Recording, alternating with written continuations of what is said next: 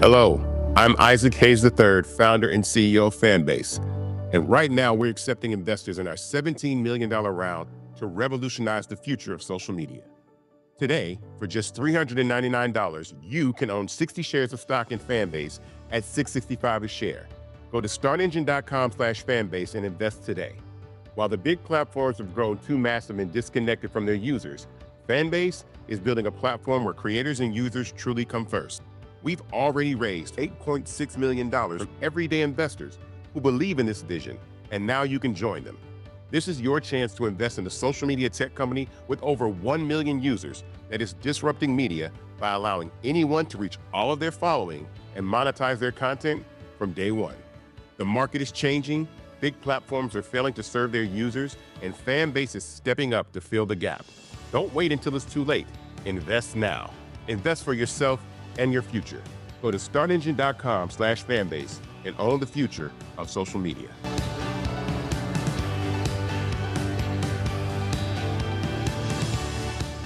Folks, Black Star Network is here. Hold no punches. I'm real revolutionary right now. Black power. Support this man, Black media. He makes sure that our stories are told. Thank you for being the voice of Black America, Roland. Stay black. I love y'all. All momentum we have now, we have to keep this going. The video looks phenomenal. See, this difference between Black Star Network and Black-owned media and something like CNN. You can't be Black-owned media and be scared. It's time to be smart. Bring your eyeballs home. You dig?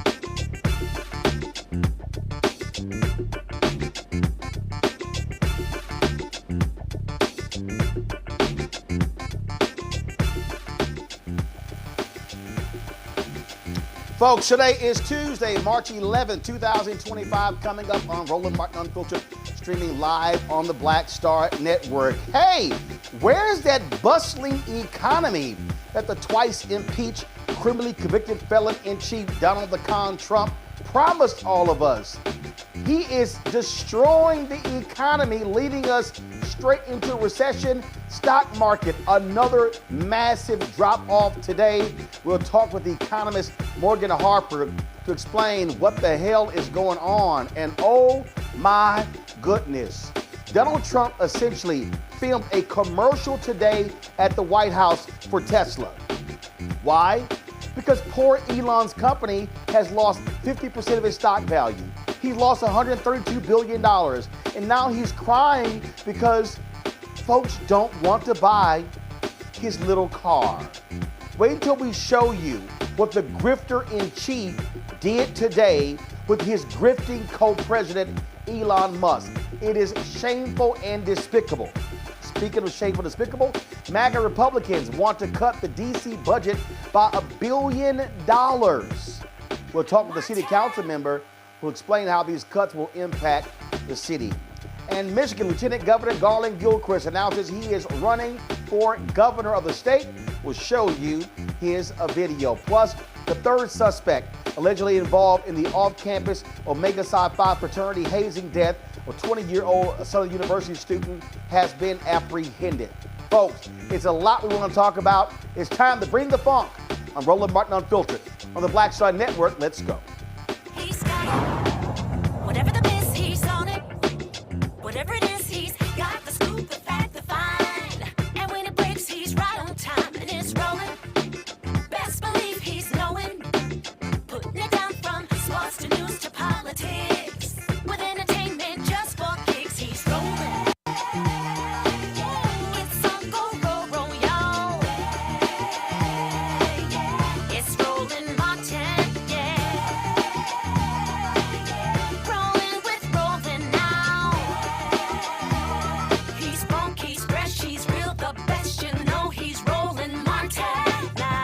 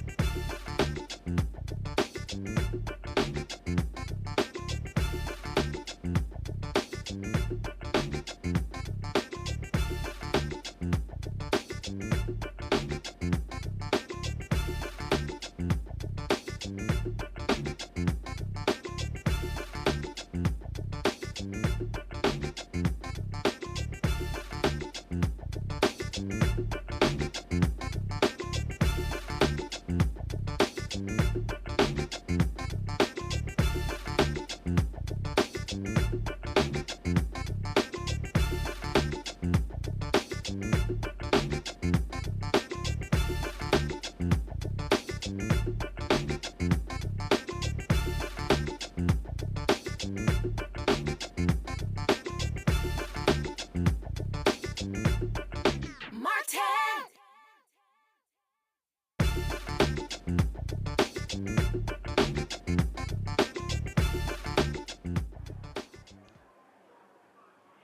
What the hell happened to the economy for the second time this week? Stock market tumbles in a huge, huge way. Donald Trump is throwing out tariffs when it comes to steel, all sorts of stuff. Now folks are talking about a recession is on the way. Inflation is hitting hard. Prices are still up. He's laying off people contributing to unemployment claims. But I thought he was supposed to be so brilliant, so smart, and so amazing. He was doing so much better on the economy than Vice President Kamala Harris. Well, guess what? Hashtag we tried to tell you. And these idiots with the Trump administration, they say all of the pain that we're enduring is part of this so-called detox period to reset the economy. Literally, yesterday, Trump told reporters that a recession would be an unfortunate but necessary step to an all-out depression. Then you got House Speaker Mike Johnson standing by Trump insisting that this is really just a strategy. I believe that the policies that we're putting forth are going to improve the economy and bring down costs for people. It takes a little while. We're in a transition period between Bidenomics and the disastrous economy that the previous administration left us, and it takes a while for these policies to be ingrained. We're going to codify this with the reconciliation process and the bills coming forward. Well, Democratic House Leader Hakeem Jeffries says we're absolutely headed for a Republican recession. I thank the distinguished gentlelady for her tremendous leadership and for yielding. I don't really understand the fatal attraction reference, because if anyone is dealing with fatal attraction, it's between President Trump and House Republicans. As soon as he says jump, your only answer is how high. It doesn't matter whether you are hurting the American people. That's why House Republicans are marching the country on a track toward the largest Medicaid cut in American history. You hurt children, hurt families, hurt Americans with disabilities, hurt seniors, close nursing homes and close hospitals. When Donald Trump says jump, extreme MAGA Republicans say how high. That's the fatal attraction. That's hurting the people of the United States of America. And by the way, the core promise that you made last year was about lowering costs. All you talked about was how you were going to lower the high cost of living. Democrats believe that America is too expensive. Housing costs are too high. Grocery costs are too high. Child care costs are too high. Utility costs are too high. And insurance costs are too high. America is too expensive. We believe that that, in fact, is the case. But Republicans have done nothing to lower the high cost of living. No bill, no executive order, no administrative action. That's the broken promise. We were told by President Trump that costs were going to go down on day one. Grocery prices haven't gone down, they've gone up. Inflation is up. You know what's going down? The stock market. Because President Trump and House Republicans are crashing the economy in real time and marching us to a possible Republican recession. That's what's confronting the American people. Well, folks, critics say skyrocketing prices, trade war tensions, job losses hitting the nation left and right is causing the problem. But this idiot Trump, he just keeps blaming Joe Biden for this economic catastrophe and promising to make America affordable again. Morgan Harper, Director of Policy and Advocacy at the American Economic Liberties Project, joins us right now. Morgan, this is hilarious, but it's also shameful. So, correct me if I'm wrong, Trump, when the stock market was going up under Biden-Harris, Trump took credit. Now it's going down. Now he's blaming Biden for that. No, it's his policies, his actions that are absolutely tanking the economy. Yeah, it's pretty undeniable at this point that a lot of the uncertainty that he's injected into the economy with changing trade policy overnight, changes that in typical times might take, a couple months to work through, a few months. And not to say that longer is better, but some of this stuff is complicated and understanding all the impacts of it takes time. He's not really operating like that. He, I think just today, introduced and rolled back a new tariff on Canada in response to their retaliatory tariff. So this is creating a perfect storm of uncertainty that is impacting the stock market directly, like you noted. We see companies that are now predicting that they are not going to have very strong growth or a lot of consumer demand over the next few months. Because what are consumers doing too, in addition to businesses, kind of looking at all of this and it's like, I don't know if I want to make any moves at all because we have no idea how much our assets might be valued at if you are in that position. Even if you're on Medicaid, for example, if you're going to be continue to be covered by that. And let's be real, a lot of people who are working are also on Medicaid.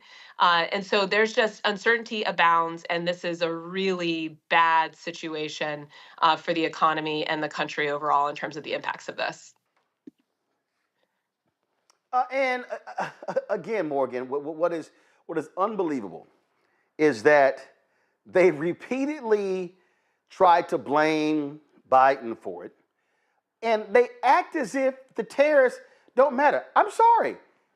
The Federal Reserve was projecting that we were going to see a 3% increase in GDP.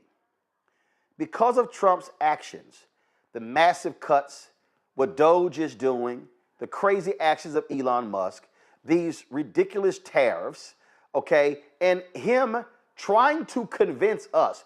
Like, it's unbelievable. We're going to play a clip for you of an Associated Press reporter asking White House Press Secretary, the idiot Carolyn Levitt, about tariffs. And he literally is trying to convince us, no. Tariffs, they're going to pay. We're going to make billions, trillions off of tariffs. I mean, it is the dumbest thing. And these MAGA Republicans are falling in line knowing it's a lie. Go ahead. Thanks, Caroline. You're welcome. If we could just step back for a second. When President Trump last addressed the BRT when he was on the campaign trail, his big push was on tax cuts. He's going there today as he's proposing tax hikes in the form of tariffs. I'm curious why he's prioritizing that over the tax cuts. He's actually not implementing tax hikes. Tariffs are a tax hike on foreign countries that, again, have been ripping us off. Tariffs are a tax cut for the American people, and the president is a staunch advocate of tax cuts. As you know, he campaigned on no taxes on tips, no taxes on overtime, no taxes on Social Security benefits. He is committed to all three of those things, and he expects Congress to pass them later this year. I'm sorry, have you ever paid a tariff? Because I have. They don't get charged on foreign companies, they get charged on the importers. And ultimately, when we have fair and balanced trade, which the American people have not seen in decades, as I said at the beginning, revenues will stay here, wages will go up, and our country will be made wealthy again. And I think it's insulting that you're trying to test my knowledge of economics and the decisions that this president has made. I'm now regret giving a question to the Associated Press. Mary, go. Morgan, that's crazy. So, yeah, well, there's a lot to unpack here. I mean, like I've said a couple of times, Roland, tariffs are an important tool to make sure that we have balanced trade. Tariffs, when part of an overall economic policy strategy that includes things like domestic investment in industrial policy, in building up incentives for domestic manufacturing to have companies want to build things in the U.S., can be a very successful strategy. What we are seeing here is not that. It's very scattershot. It's changing all the time, like we talked about. And it is importantly not paired with any sort of industrial policy strategy. That is not even on the table. I mean, it appears it's not on the table because it conflicts politically with where this administration wants to be landing on an environment where they're really trying to advocate for more government spending. But regardless of what the motivation is, the reality is when not paired with any sort of industrial policy, it's a recipe for increasing prices. Now, that is not to say, though, that tariffs as a tool wholesale are bad. The other thing I would note is, this idea that we're going to somehow make back all of the revenue that might be lost due to an extension of the tax cuts through tariffs is not something that I think a lot of folks agree with. I mean, continuing the tax the tax cuts is going to lead to a big reduction in revenue. We have a lot of people, like we've talked about, that have unpredictable job situations right now. We have a lot of uncertainty in the economy. So somehow this idea that by putting these tariffs on companies, this is going to generate the revenue, even if, which is possible, that they do absorb some of the increase of the tariff costs themselves directly without passing on to the consumer. It's possible. It's just unlikely to be, a complete wholesale equivalent there with the tax cuts that are to come. So, this trade policy stuff can be kind of complicated. There's a lot to sort through, but the bottom line is chaotic trade policy is no recipe for bringing down costs for Americans or supporting American manufacturing and workers. There is a way to do that, but this is not it. Well, and again, as we sit here and examine all of these actions, you take what they're doing to the IRS. Republicans were opposed to the hiring of additional IRS agents to target wealthy individuals. And so Elon Musk and Doge, they are firing many of those auditors. Guess what? That's going to lead to less revenue. And again, these idiots keep saying they want to put money in the pockets of Americans. Well, when you want to obliterate the Consumer Financial Protection Bureau, guess what that means? Oh, you're taking money out of the pockets of regular, ordinary people and just handing it over to corporations who are simply going to just do more stock buybacks. When Donald Trump and the Republicans pushed through this tax cut 4 years ago, he was like, oh no, these companies are going to be using that money for wages. The companies are like, no, we're not. They made it clear they were going to be using it for stock buybacks. It added $8 trillion to the deficit. So I don't know where any of these people went to school. This ain't even trigonometry. This ain't geometry. It ain't algebra. It's just basic ass math. Yeah, and I'm glad you mentioned the CFPB, because that's a great example again of what, even if you were trying to, believe in, oh, we should be doing these things through Congress and not rulemaking. Let's take, for example, like the CFPB rule to limit overdraft fees. This is a fee that often gets slapped on consumers when they they try to withdraw more money than their bank account has available. Banks, financial institutions have made a lot of money off of those fees over the years, and this past CFPB under the Biden administration did implement a rule to limit just how much those fees could be. There's a loophole in the law. And the congressional Republicans have now introduced what's called a CRA, Congressional Review Act, to roll back that law. Or roll back that rule, I should say. They're not introducing any sort of companion bill that would make that policy final and permanent if you believe in, oh, this should just be the authority of Congress. They're just taking away the rule that provided some protection to consumers. That's another thing that could raise prices. Another example out of the CFPB, there's a lot of examples, unfortunately, preventing the CFPB from being able to prosecute payments companies, online payments companies. They might be engaging in fraudulent activity and losing consumers' money. Similarly, trying to roll that back in Congress.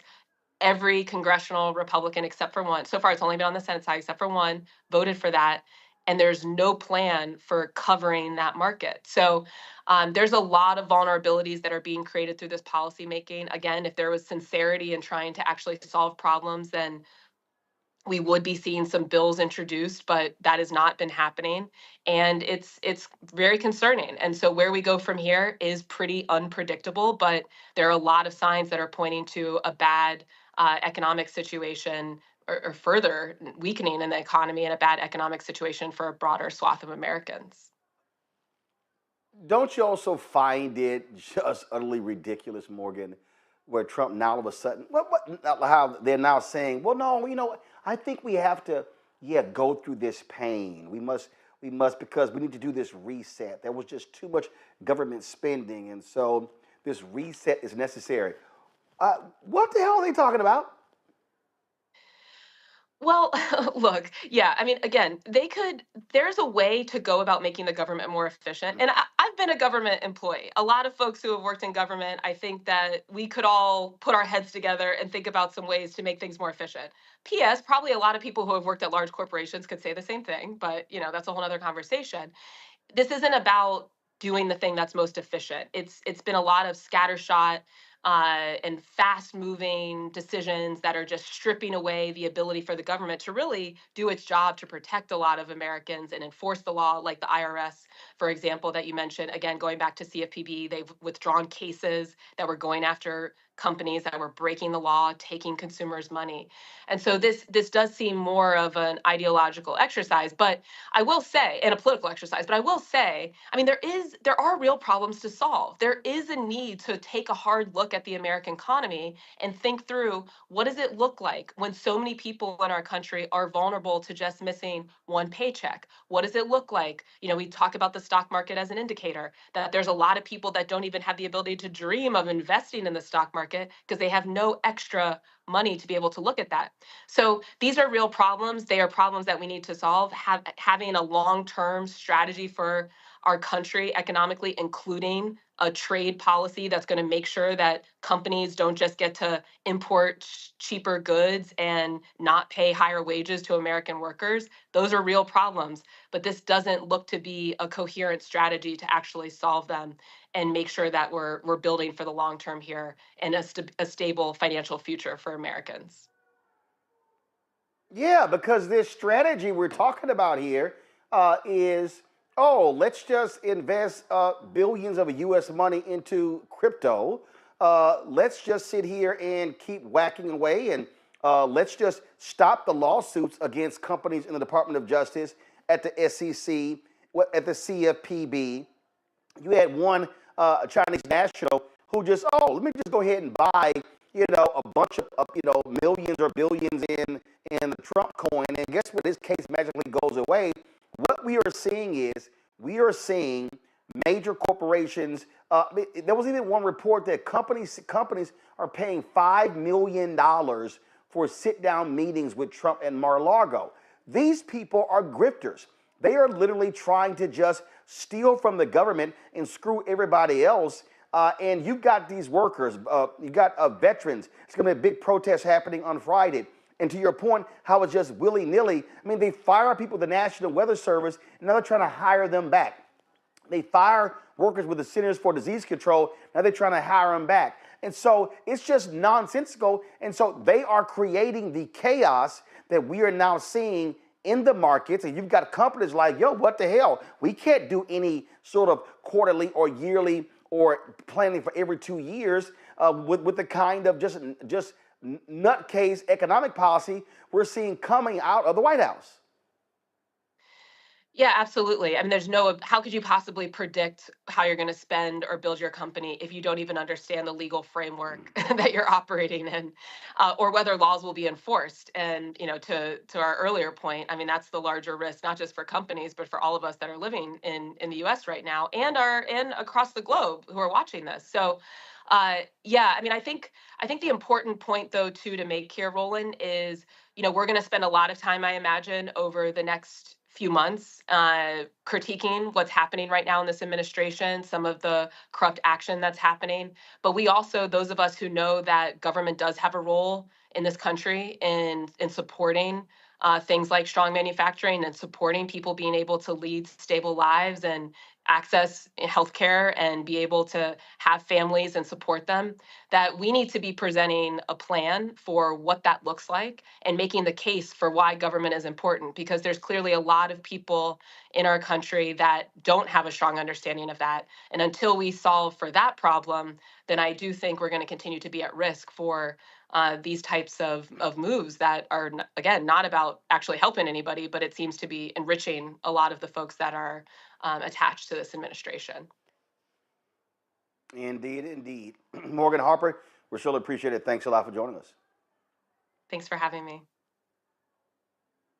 Folks, got to go to a break. We come back. We'll chat with our panel about this. We'll also show you the big grift that took place at the White House, where literally, Trump was operating as a used car salesman, plugging Americans buying Tesla.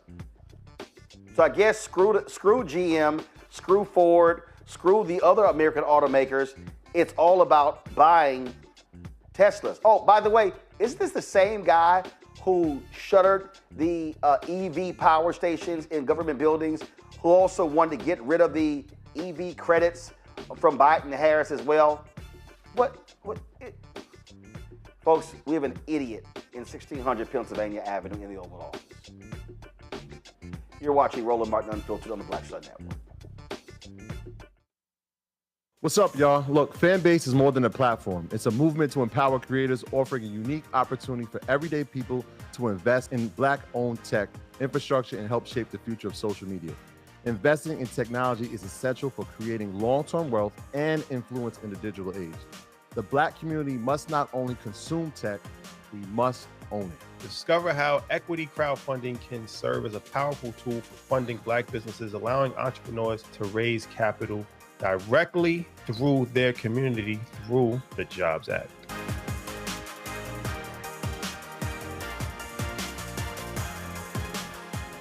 We begin tonight with the people who are really running the country right now. Now, Trump is often wrong and misleading about a lot of things, but especially about history. Donald Trump falling in line with President Elon Musk. In the wake of the unsettling news that MSNBC has canceled Joy Ann Reid's primetime show, The Readout, Roland Martin and the Black Star Network would like to extend an invitation to all of the fans of Joy Ann Reid's MSNBC show to join us every night to watch Roland Martin Unfiltered, streaming on the Black Star Network for news, discussion of the issues that matter to you, and the latest updates on the twice impeached, criminally convicted felon-in-chief Donald Trump and his unprecedented assault on democracy, as well as co-president Elon Musk's takeover of the federal government. The Black Star Network stands with Joy Ann Reid and all folks who understand the power of Black voices in media. We must come together and never forget that information is power. Be sure to watch Roland Martin Unfiltered weeknights, 6 p.m. Eastern at youtube.com/Roland S. Martin or download the Black Star Network app.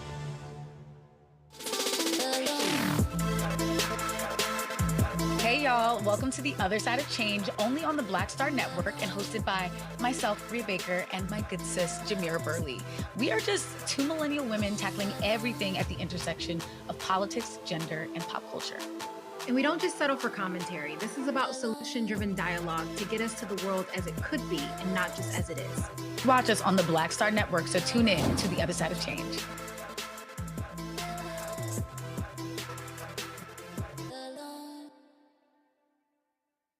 Hey, it's John Murray, the executive producer of the new Sherry Shepherd Talk Show. And you're watching Roland Martin Unfiltered.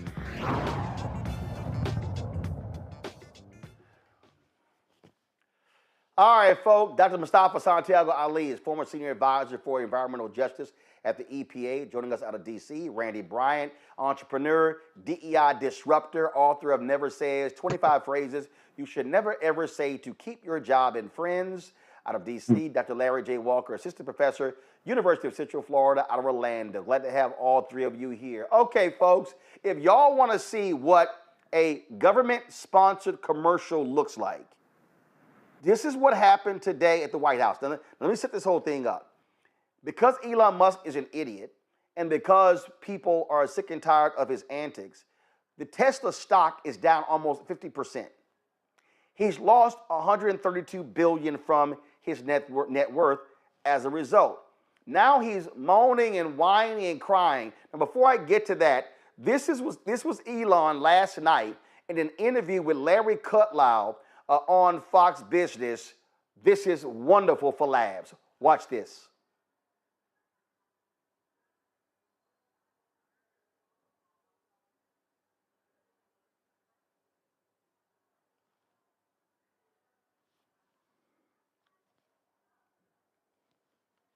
All right, do we have that clip? Okay, all right. So fine. Do we have the clip of Elon and the Teslas at the White House today? All right, roll that one.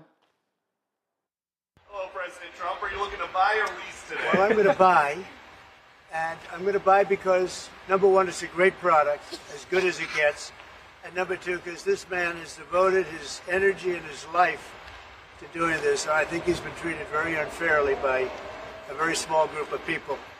And I just want people to know that you can't be penalized for being a patriot. and he's a great patriot. And he's also done an incredible job with Tesla. And I mean, nobody else has a car company started up in the last 30 years that's been successful. I don't think so. And not only successful, but super successful. And because he's able to find billions and billions and billions of dollars of fraud and waste and all of the things, I mean, our country is going to be very strong very soon because of a lot of the things that he's done and a lot of the things that I'm doing. And there's no better team, but there's no better for what we're doing. There's nobody like this, and he shouldn't be penalized. And when I watched the other day, I said, I can't believe it. It should be the opposite. People should be going wild, and they love the product, but because he's finding all sorts of terrible things that have taken place against our country, they want to penalize him in an economic sense. And I just think that's very unfair. So I just wanted to make a statement. I'm going to buy one. Now, here's the bad news. I'm not allowed to drive because I haven't driven a car in a long time, and I love to drive cars. But I'm going to have it at the White House, and I'm going to let my staff use it. I'm going to let people at the place use it. And they all are all excited about that. I'm not allowed to use it. Can you believe it? One of my great things in life is that I can, you know, I like to drive cars, but I'm not allowed to.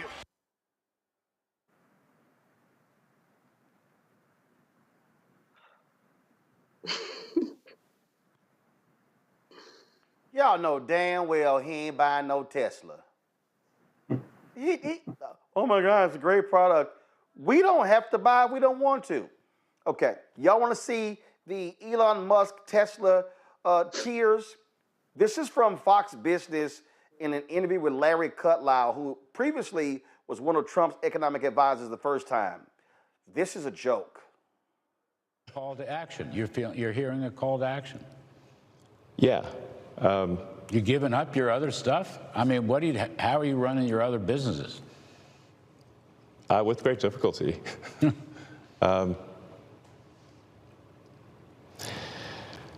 Yeah, I mean. But there's no turning back, you're saying?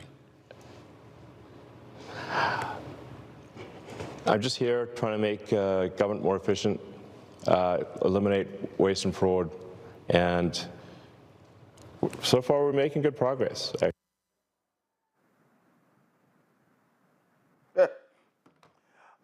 I'm sorry. Are we supposed to feel sorry for him, Mustafa? And here's the other deal. Okay, environmentalists loved the product because it's an electric vehicle. So you're Elon Musk, and you chose to align yourself with somebody who previously was on the record hating electric vehicles, who loves fossil fuel. So you're Elon, you piss on your customer base. That's a good bet. You're gonna have a problem. Yeah, you know, I have to laugh because, you know, I know this stuff inside out. And, you know, Musk turned his back on his base, on the folks who rode with him when his product was new and still needed to continue to develop and evolve, and then aligned himself with someone who is a climate denier, somebody who has been very intentional about trying to strip away the resources that are necessary to be able to build out, you know, a clean energy infrastructure. A part of that infrastructure is charging stations, and also the dollars that have gone to development and research that are critical to make sure the batteries continue to have longer and longer ranges. You know, Trump also has put climate deniers in his administration. He's stripped away science. He's done all these things that, you know, make no sense if you now say that you want to be supportive of Elon Musk and his electric vehicles. The other part, too, is the unfairness, right? The other car companies that are out there that have been, you know, catching up and passing Tesla in relationship to their development, they don't have the same access or the same marketing that the president is doing for Elon. So there are ethical violations in relationship to what the president is doing. There's also just not understanding long-term why he should be investing in cleaner energy infrastructure. And, you know, Elon brought this on himself. He had the opportunity to not only be a visionary, but also to be someone who is focused on helping to uplift people, and he's made the choices that he has. He's allowed to do that, but then also the consumers also have the right to take their dollars elsewhere. Yeah, I mean, I'm sitting here just cracking up laughing, and I'm seeing these, like this idiot Grant Cardone supporting Elon, buy a Tesla. I picked one up for my daughter and another for my wife. Well, guess what, Randy? It's a whole bunch of these gas guzzling, fossil fuel loving red state folk who, guess what? If them dumbasses go out and buy a Tesla, they ain't gonna be able to plug it up anywhere. See, that's what is so laughable. What Elon has done is he has trashed the very cities and the states where his car was doing well, that is the basis of his net worth, to align with Trump and MAGA, and the red state people hate electric vehicles. This is literally one of the dumbest economic moves you have ever witnessed. This is a man who's walking around using his child as a prop. He has 14 kids, so there has to be a babysitter somewhere. So I don't know why the kid is always there, but that's besides the point. He doesn't think things through. Even the child is a marketing effort. The car, he doesn't care, like Dr. Ali was just saying, he doesn't care about saving our environment. He cares about making money. And because he's a narcissist, an obvious narcissist, he thought that people would still buy his cars and adore him, although, like you said, he has gone against the very people who are for cleaning up this environment, who are about electric cars. His base, their base, the MAGA people are not about about saving the environment. And just like you said, I could tell you, I was just deep down south, there are not electric ports everywhere for them to be charging these cars. But they didn't think it through, just like they don't think anything through. But their narcissistic bravado just makes them think that they can make moves and there are not going to be repercussions, and there certainly aren't going to be repercussions on them. But their bromance, I mean, I am so disgusted watching them just fawn all over each other and scratch each other's backs. They are not working for the government. They're not working for the people. They are working for each other and their cronies to make as much money as they can in this time. Larry, how despicable is it to watch an occupant of the Oval Office literally film a commercial for Elon Musk?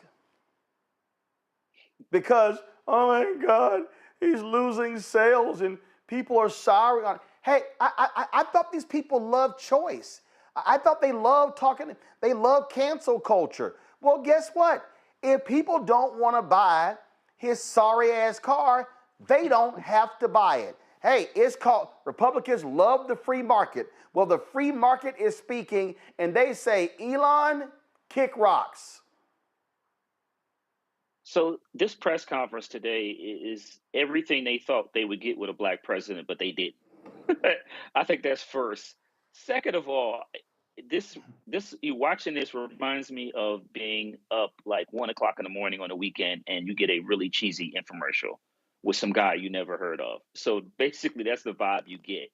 And it's just a reflection of where we are as a country in terms of, who occupies the Oval Office. And not only in terms of, what their economic policies is, and we talk about, obviously, with the recession likely to come here in the next couple of months.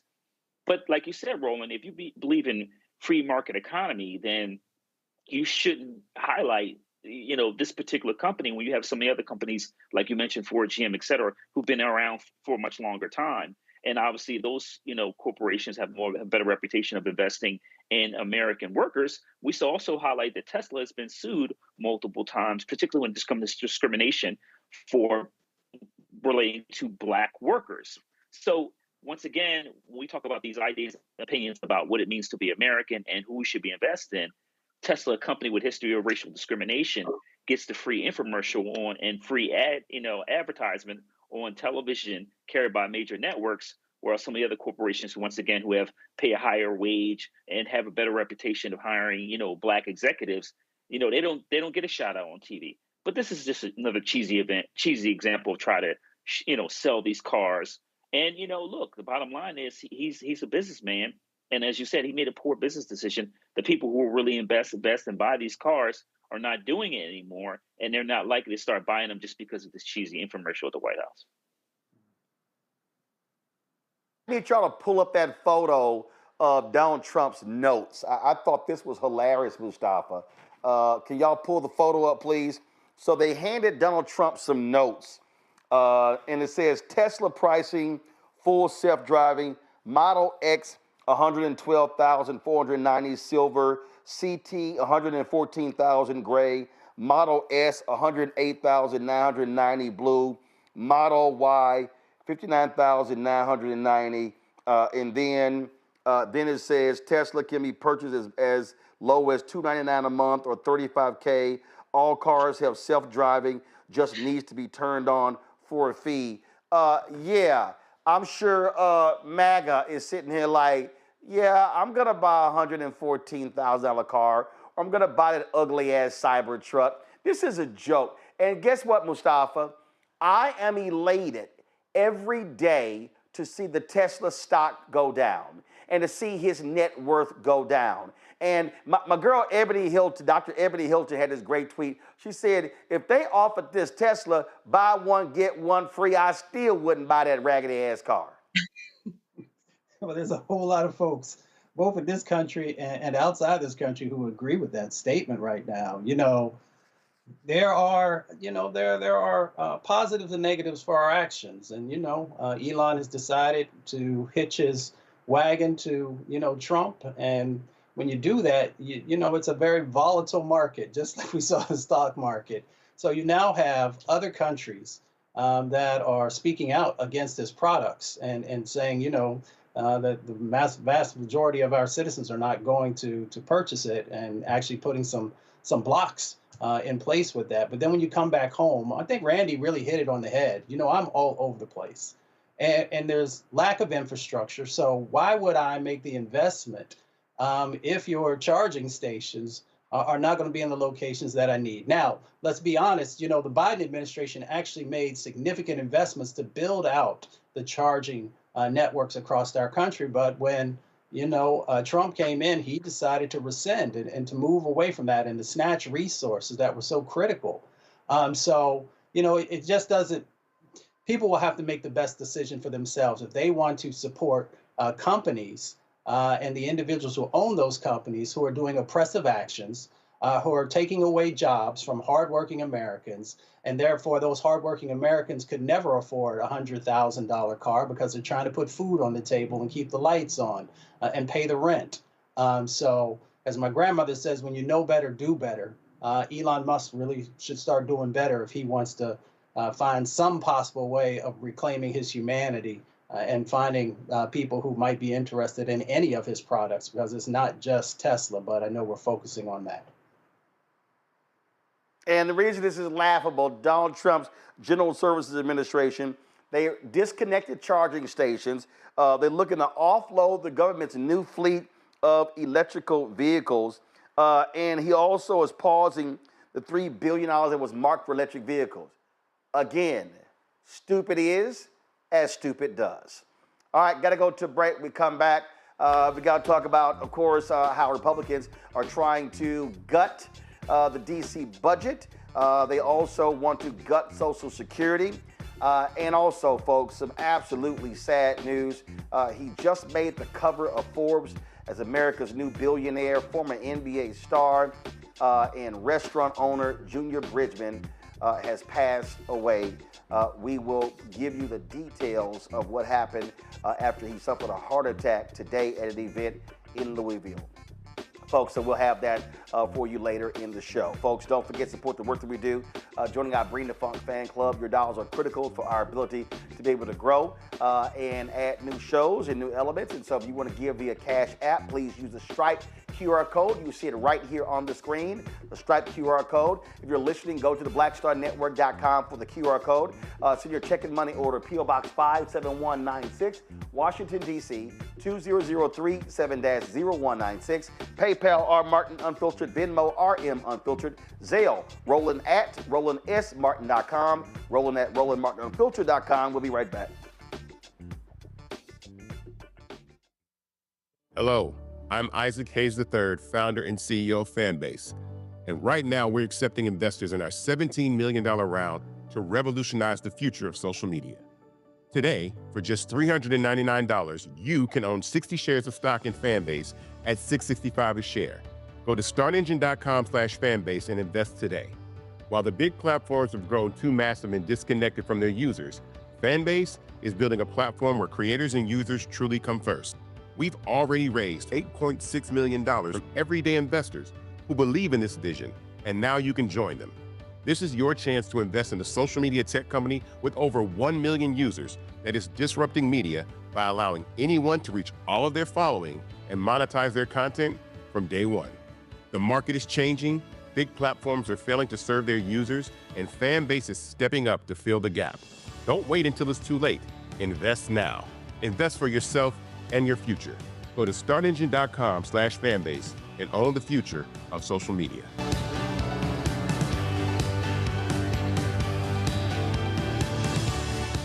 I'm Deborah Owens, America's Wealth Coach. And on the next Get Wealthy, you'll meet Jandy Turner, who took her love of sports, expanded her network, and created a thriving business. I settled on developing a golf event planning business, which in and of itself has been very viable for me. One of the things that I've learned from producing hundreds, if not thousands, of golf tournaments is that business gets done on the golf course. All on The Next Get Wealthy, only on Black Star Network.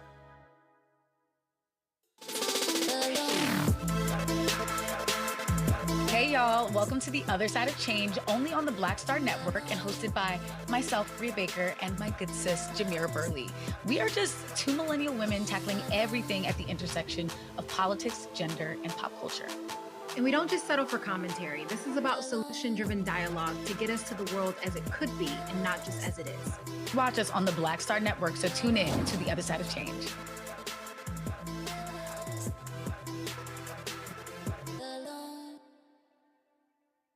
How you doing? My name is Mark Curry, and you're watching Roland Martin, unfiltered, deep into it, like pasteurized milk without the 2%. We getting deep. You want to turn that shit off? We're doing an interview, motherfucker.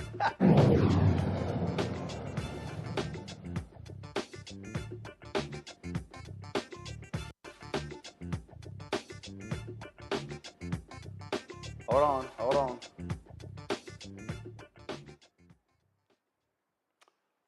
All right, folks, the work in Washington, D.C. continues on Black Lives Matter Plaza. It's day 2 of the demolition. 5 years ago, of course, Black Lives Matter was painted on this. This is 16th Street. It is the street that actually leads up to Lafayette Park that dead ends into the White House. Well, Republicans demanded that this be demolished or they were going to cut transportation funds for the city for Washington, D.C. Well, guess what? In their continuing resolution, they still want to cut $1 billion from the budget of D.C. Mayor Muriel Bowser decided to remove the mural created to protest police brutality and racial injustices. Of course, it was put up in the summer of 2020. This is what it looked like. This is literally just outside of our Black Star Network studios. Megan Bailiff is the CEO and president of Equal Striping, the pavement marking company that originally painted the letters. She called the dismantling of the plaza historically obscene. She joins us right now. Megan, glad to have you here. Nice to be Somebody posted something on Twitter that I thought was stunning. And they said, it took more than 100 years, and we are continuing trying to bring down Confederate statues in this country. Yet 5 years after, or less than 5 years after the death of George Floyd, this particular monument is already being destroyed in the nation's capital because Republicans have ordered it order DC to get rid of it. Yes, it's very sad. I know that pressure has been on Mayor Bowser from the very beginning when she did this. And I do want to clarify, because it doesn't seem to be clear in a lot of the reporting, that this isn't the structure that they're destroying now is not what it was in the very beginning. She did that interesting guerrilla effort that spread around the world. But what they then proceeded to do was put in a permanent, and I agree with you, monument that I thought was the newest monument in DC, and one that my company was very proud of being involved in. I think if you could see behind me, that's the framed plans of our work that we did on that spectacular thing. And it is really sad to see it be taken away in just a blink of an eye. So what you're talking about is, so yeah, initially it was painted Black Lives Matter Plaza. But what ended up and then there were lots of events, there were protests, all sorts of things. But the problem is businesses along the street were complaining because they were like, hey, how long is this street going to be blocked off? I mean, essentially the 2 blocks from 16th and K all the way to Lafayette Park were blocked. And so what they then did was, if y'all could freeze the video, you see right there those black pipes or whatever you want to call them. So what they eventually put those in the street that allowed for traffic to then be able to go in both directions on 16th Street. And so then what happened was, so you see right there, you see right there where the B and the L is. It was more involved than that. These actually are 11,000 square feet of cement letters that they put in. They built an entire structure in the street that included that central path, protected path area, and it was quite impressive. And my company spent the last 3 years refurbishing it and making it prepared. We were excited about what it meant as a gathering place for what will be happening in the city next year, or may not be happening. If Trump gets his way, we may not be able to have the kinds of gatherings that we had there from its outset. And the point there, what I was saying on where the B and the L is, that's actually where three different years we hosted our show on the anniversary of the death of George Floyd, with his and when his family was in town with Attorney Ben Crump, they actually came down. You see right there, that was one of the years where we actually broadcast from that spot. Yes, and that kind of gathering place, the impact that it had on my crew, being able to have a hand in putting that in, the thought that they had that this was going to be a generational opportunity for their family, for them to share with their friends and family about their impact in creating this space that reminded the country of the importance of that Black lives play in the whole development of our country. Well, it is quite unfortunate. And again, the only reason it is being destroyed is because Republicans demanded it, and they told the mayor to rename it Black Lives Matter Plaza. They wanted it renamed Liberty Plaza. That is what they're saying. I actually spoke to the mayor's office this morning. They called me to clarify something that hasn't been clarified publicly by them, I don't think, prior to this, to say that she actually has not agreed for that name change, that even though that's in the legislation, that isn't something that they are resisting that particular change to this. They are going to take down the. Well, I can tell you right now. Yeah, I can tell you right now, for me, I don't call DCA Reagan Airport. I call it by its letters, DCA. And ain't no way in hell I'm going to ever call that Liberty Plaza. No way. No way. I agree with you 100%. When I first was reading the headline, when I first walked down there to see our work disappearing, and I read the headline that it was a reconstruction of the Black Lives Matter Plaza, and the headline that I read said, turning it into Liberty Plaza, I thought, boy, all those words together. It was just in the press. I don't know the source of it. I do know that the legislation calls for that renaming, but it's all just heartbreaking. Indeed. Well, please give your best to your employees. Megan, we thank you for your great work. And I am hopeful that if folk do the right thing in 2028 and we throw this bum and J.D. Vance and others out of the White House, that those letters will return to 16th Street, and it will be forever known as Black Lives Matter Plaza. I agree. I did want to add that I ran into a couple of council members from Savannah, Georgia when I was there. And the city planner that used to be the city planner in DC, who oversaw the development of that plaza, is now the city planner in Savannah. And they are, in fact, going to build a Black Lives Matter plaza in Savannah. And I hope that our company has something to do with that as well. Well, that would be absolutely awesome. And if other cities do the exact same thing. Megan, thanks a lot. Thank you. Thank you so very much. Larry, this is what happens when residents in D.C. get screwed because they're not a state. Where Republicans, whoever controls Congress, controls the budget of Washington, D.C., and they get treated like a yo-yo depending on who's in the White House or who controls Congress. Yeah, and Mustafa and I both worked on the Hill. We've seen this numerous times in terms of, like you said, yo-yo back and forth, depending if it's a Democratic or Republican administration. Obviously, the DC appropriations, the government, a government oversight committee, et cetera, that has oversight over what happens in logistics and funding in DC.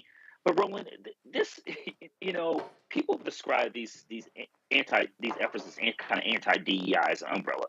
My argument is these are really pro-Jim Crow efforts, and we should really, in terms of how we communicate it, describe it as that, because they were trying to reverse every single, accomplishment, recognition of the struggle, the successes of Black folks in America.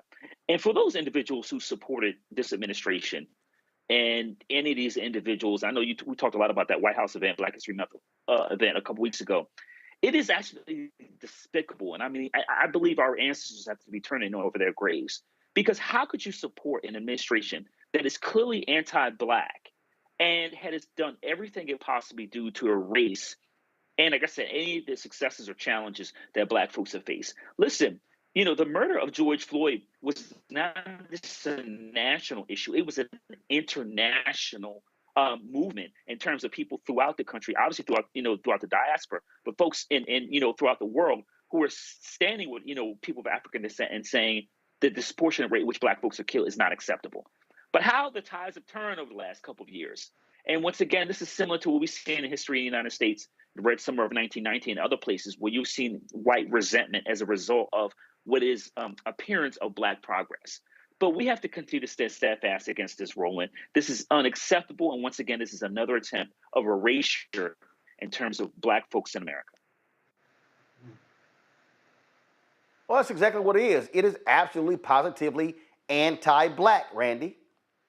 I don't think that we could deny that there is an absolute attack on us. And even things like, this monument, which we've seen it as, they want to wipe it out.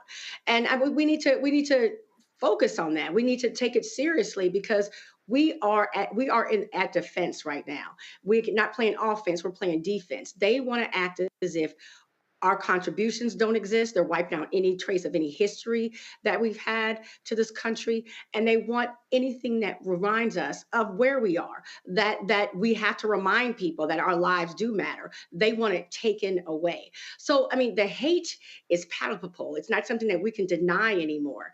And I think it's good that we have this warning, though. I think that it is a call for us to unite, that we don't have time to play around. We don't have time to be against one another. We need to rely on media sources like yours, because this is all we've got. I just think it's just very, very clear. As I'm in DC with you, and I've seen the destruction of this happening. It to me symbolizes kind of, if people weren't getting it before, now they have a visual representation of what's happening. People are very clear about how they feel about us. And we need to act in kind, and not act in the way they necessarily want us to, because I do believe that they want us to get out in these streets and protest, and so he can enact martial law. I really do believe that is what's going on. But I believe that we need to react by planning and becoming stronger and unifying as a people. Well, but here's the deal, though. folk have to, we talk about stay woke. They got to, frankly, wake the hell up, Mustafa. This is what happens when you sit at home. This is what happens when you don't vote. This is what happens when you whine and complain, oh, Democrats aren't doing this, aren't doing that. Well, we know damn well what Democrats in this case were doing and Republicans want to have done. And so I hope all of these people who were just sitting here just running their mouths and trashing Vice President Kamala Harris now realize there is a real difference between a Harris administration and a Trump-Musk administration.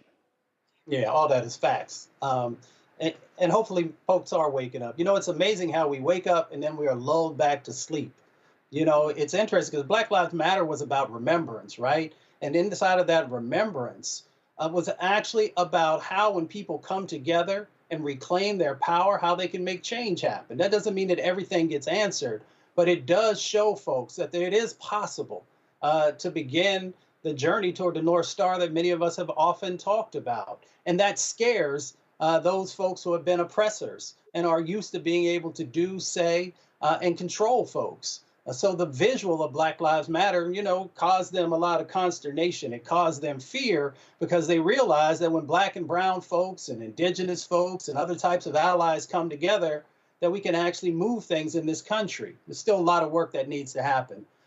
You know, and when this happened earlier, you know, I had to write a little bit. I'm just going to hit you with just a real quick 30 seconds of it. It said Black Lives Matter Plaza. They came with hands heavy with silence, dragging buckets of erasure. And if paint could swallow a revolution, as if footsteps could forget where they were headed, as if tongues could be tied after tasting freedom. But we are louder than pavement. Our breath breaks barriers. Our fists carve echoes in the air. Our words rise higher than your hush. Black Lives Matter written in the sky, a love letter scrawled in the clouds. Black Lives Matter reflecting in millions of eyes, blinking back the sun, unblinking the fight. Black Lives Matter. Not just on the street, but in the soil. Not just in the paint, but in the pulse. Not just in a whisper, but a wall, a song, a storm. Not just surviving, but thriving. Shining, reborn. Black lives still matter. Well, they indeed do. But what you're dealing with here are Republicans who do not give a damn about Black lives at all. And guess what? All of those Black MAGA imps who were at the White House just dancing and shaking their asses at the Black History Month reception, it's amazing how quiet they are. They're real quiet. Quiet about this, quiet about them ending the lawsuit in Cancer Alley impacting Black people in Louisiana, quiet about so many things. Let's talk about when it comes to the District of Columbia budget. They have been operating under a congressionally approved budget for the past 6 months. However, Republicans say, y'all now got to cut $1 billion midway through the fiscal year. The temporary spending bill, known as a continuing resolution, is designed to prevent a government shutdown by requiring all federal agencies to operate under their 2024 budgets, while DC usually continues operating under its approved fiscal year 2025 budget. This particular proposed budget does not exempt the district. Mayor Muriel Bowser addressed this issue during a news conference, highlighting the disastrous consequences of slashing the city's budget by this much. We are not a federal agency. We are a city, county, state all at once, and we provide direct services to the people of the District of Columbia, visitors to the District of Columbia, businesses in the District of Columbia, diplomats and visiting heads of state, and everyone who works here in the Congress. Our budget was balanced and approved. And if we go back to fiscal 2024 levels, we would be forced to reduce spending by $1.1 billion in only 6 months. But here is why we're here today, because Congress can fix this. They can fix this $1.1 billion problem that we have brought to their attention in the draft CR. The Congress can add the language back to the continuing resolution, the same language that's been there for the past 2 continuing resolutions that authorize us to spend our locally generated revenue according to our own approved budget and timeline. And I want to emphasize the local part of that statement. The District of Columbia raises and spends its own money just like every other state. So remember that the budget we're talking about, this budget, the approved FY25 budget, was introduced by me and approved by this council. It focuses on 3 main areas: public safety, public education, and economic growth. Disrupting those investments won't be good for DC or our country.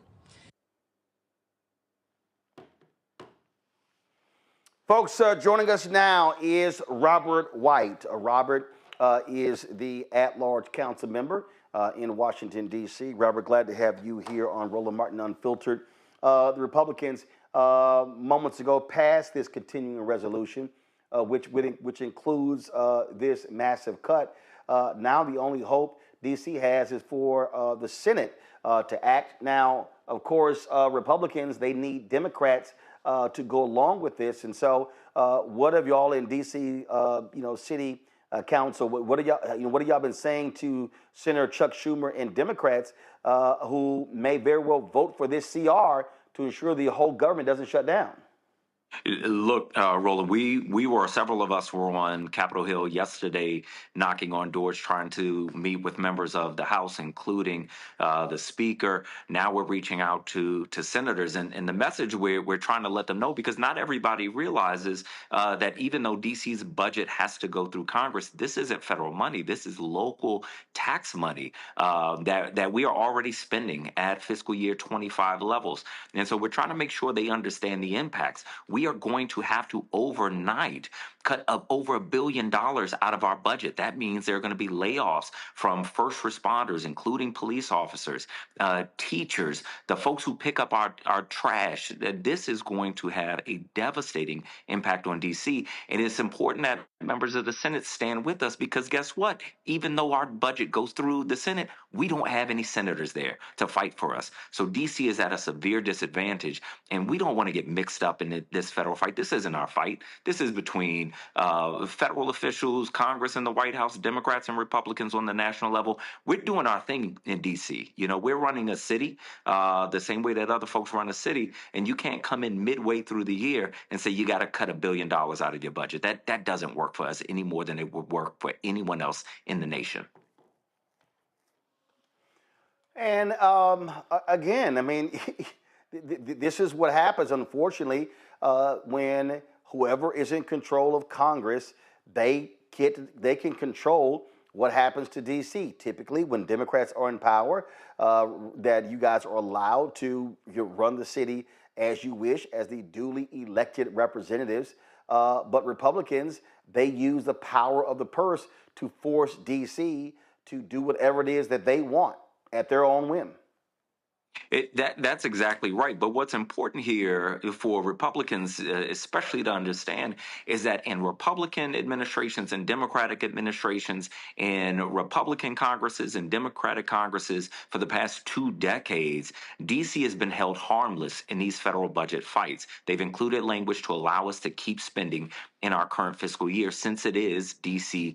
local money. The other thing that's really important for the nation to understand, for the Senate to understand, is that because this is local D.C. money, this doesn't do anything to the federal budget. You can't reappropriate this for any federal program. So this does nothing for them on the federal side. All it does is hurt D.C. And the money is still going to come in because they're not cutting taxes, but it'll be locked in a bank account where we have to make cuts to vital city services for no benefit to the nation, no benefit to the federal government, just chaos in D.C. for absolutely no reason. That doesn't make any sense. So when y'all made that point, what do Republicans say? Most of them, Roland, I'll tell you, didn't seem to know that that was the case, that this language had been omitted, or that it would have this type of impact on D.C. And so the CR that the Republicans passed, the House treats D.C. like an agency, even though we are not an agency. We operate like a state. And folks seem real surprised on the Republican side about how it would impact D.C. Obviously, we still couldn't get them to stand with us, but we are hoping that the Senate will stand with us. And this is the time where D.C. residents and folks who care about democracy and equality have to show up. We're going to be in the Senate tomorrow ahead of the vote, talking to them, and we need D.C. residents there. We need folks around the nation calling senators, telling them you can't treat D.C. like this. Just include the same language that's been in the CRs for the past 20 years. Questions from my panel. Mustafa, you first. Yeah, well, Councilman, it's good to see you. You know, we've got all of our brothers and sisters and allies who are here inside of the district who, of course, are going to make sure their voices are heard.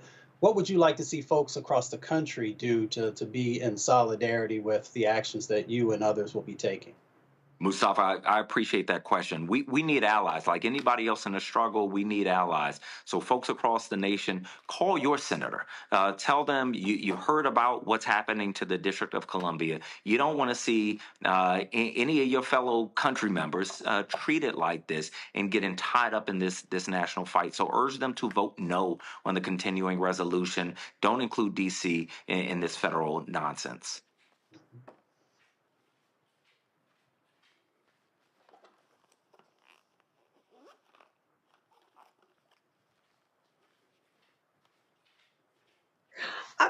I was wondering, and I just want to make things clear, when we do have dignitaries visit, the great area of Washington, D.C., that comes out of our budget, right? Like they don't give us any sort of funding to host these guests that require a lot of manpower. That's right. When dignitaries visit the inauguration, D.C. residents are shouldering that financial burden. That is our police, our first responders, the same ones that are going to lose their jobs because of this, who are bearing the danger, and our taxpayers who are bearing the cost. Now, we do get some reimbursement for those, but we don't get the full reimbursement. So we are carrying that cost, and we've got to respond in real time. Larry?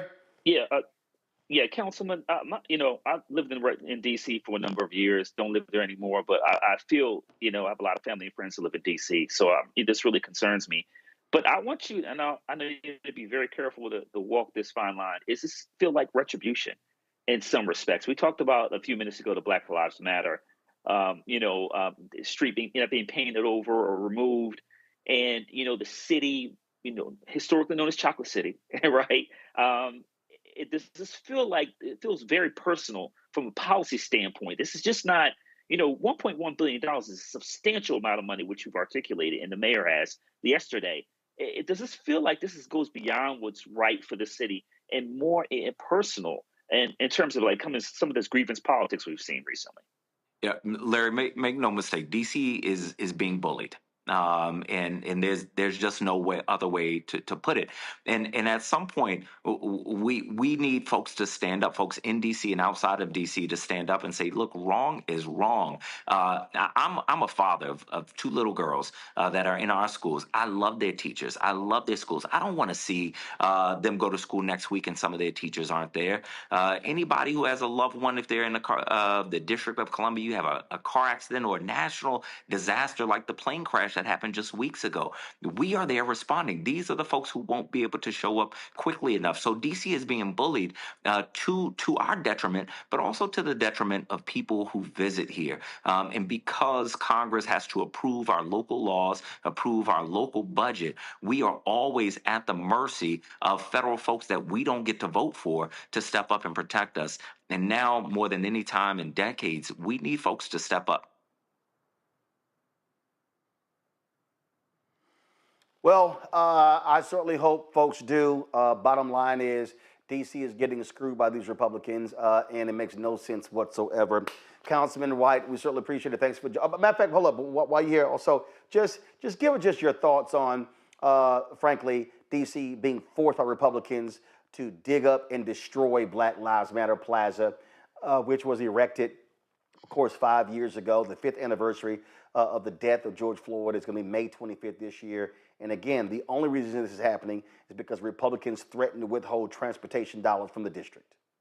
Look, this is Black Lives Matter Plaza wasn't just a street in D.C. It was a national icon, a national monument. And to those of us who understand what those words mean, Black Lives Matter, why we have to say that affirmatively, we understand in a visceral way what that plaza meant and what it means to see it being torn up now. Now, what folks have to remember is that this kind of bullying, when you don't stop it, when you don't stand up to it, it comes for you. So even if you're outside of D.C., you are not exempt. Today, it is Black Lives Matter Plaza, but they are coming to every state, every city, and we've got to make sure that we are standing firm, standing together, and strategizing, because if we're not strategizing and pulling together, we've already lost. But if we are doing that, then we have already won. We just got to get to work. Indeed, indeed. Councilman White, we appreciate you joining us. Thanks a lot. Thanks, Roland. Folks, got to go to a break. We come back. Why in the hell are MAGA Republicans in Tennessee trying to change the name of the Nashville airport in support of Donald Trump? In Nashville, 70% of the city voted against Donald Trump. I keep telling y'all these MAGA people are sick and demented. Folks, support Roland Martin Unfiltered by joining our Bring the Funk fan club. Hey, when you contribute to this show, it allows us to give you the news that nobody else is giving, or we can fight these idiots what's going on. Information is power, and so if you don't get the information, guess what? You don't understand the power that we have. And so join our Bring the Funk fan club. If you want to contribute via Cash App, use the Stripe QR code.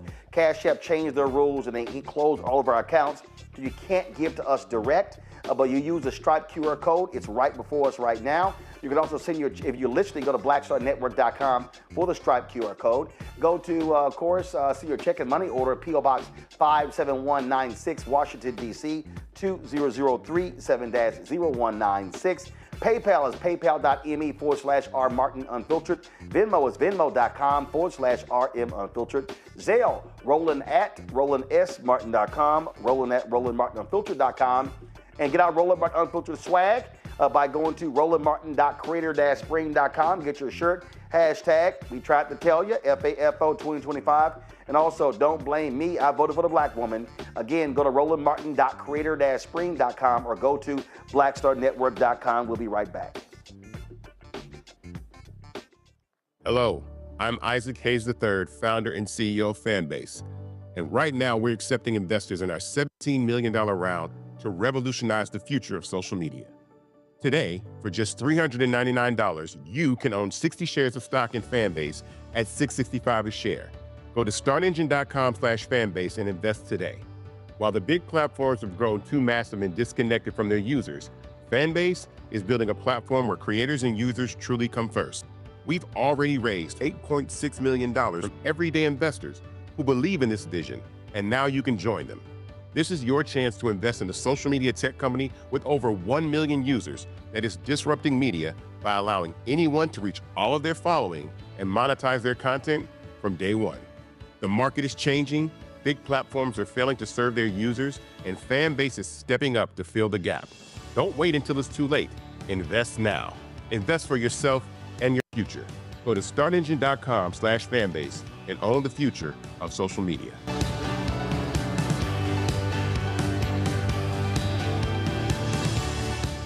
We begin tonight with the people who are really running the country right now. Now, Trump is often wrong and misleading about a lot of things, but especially about history. Donald Trump falling in line with President Elon Musk. In the wake of the unsettling news that MSNBC has canceled Joy Ann Reid's primetime show, The Readout, Roland Martin and the Black Star Network would like to extend an invitation to all of the fans of Joy Ann Reid's MSNBC show to join us every night to watch Roland Martin Unfiltered, streaming on the Black Star Network for news, discussion of the issues that matter to you, and the latest updates on the twice impeached criminally convicted felon-in-chief Donald Trump and his unprecedented assault on democracy, as well as co-president Elon Musk's takeover of the federal government. The Black Star Network stands with Joy Ann Reid and all folks who understand the power of black voices in media. We must come together and never forget that information is power.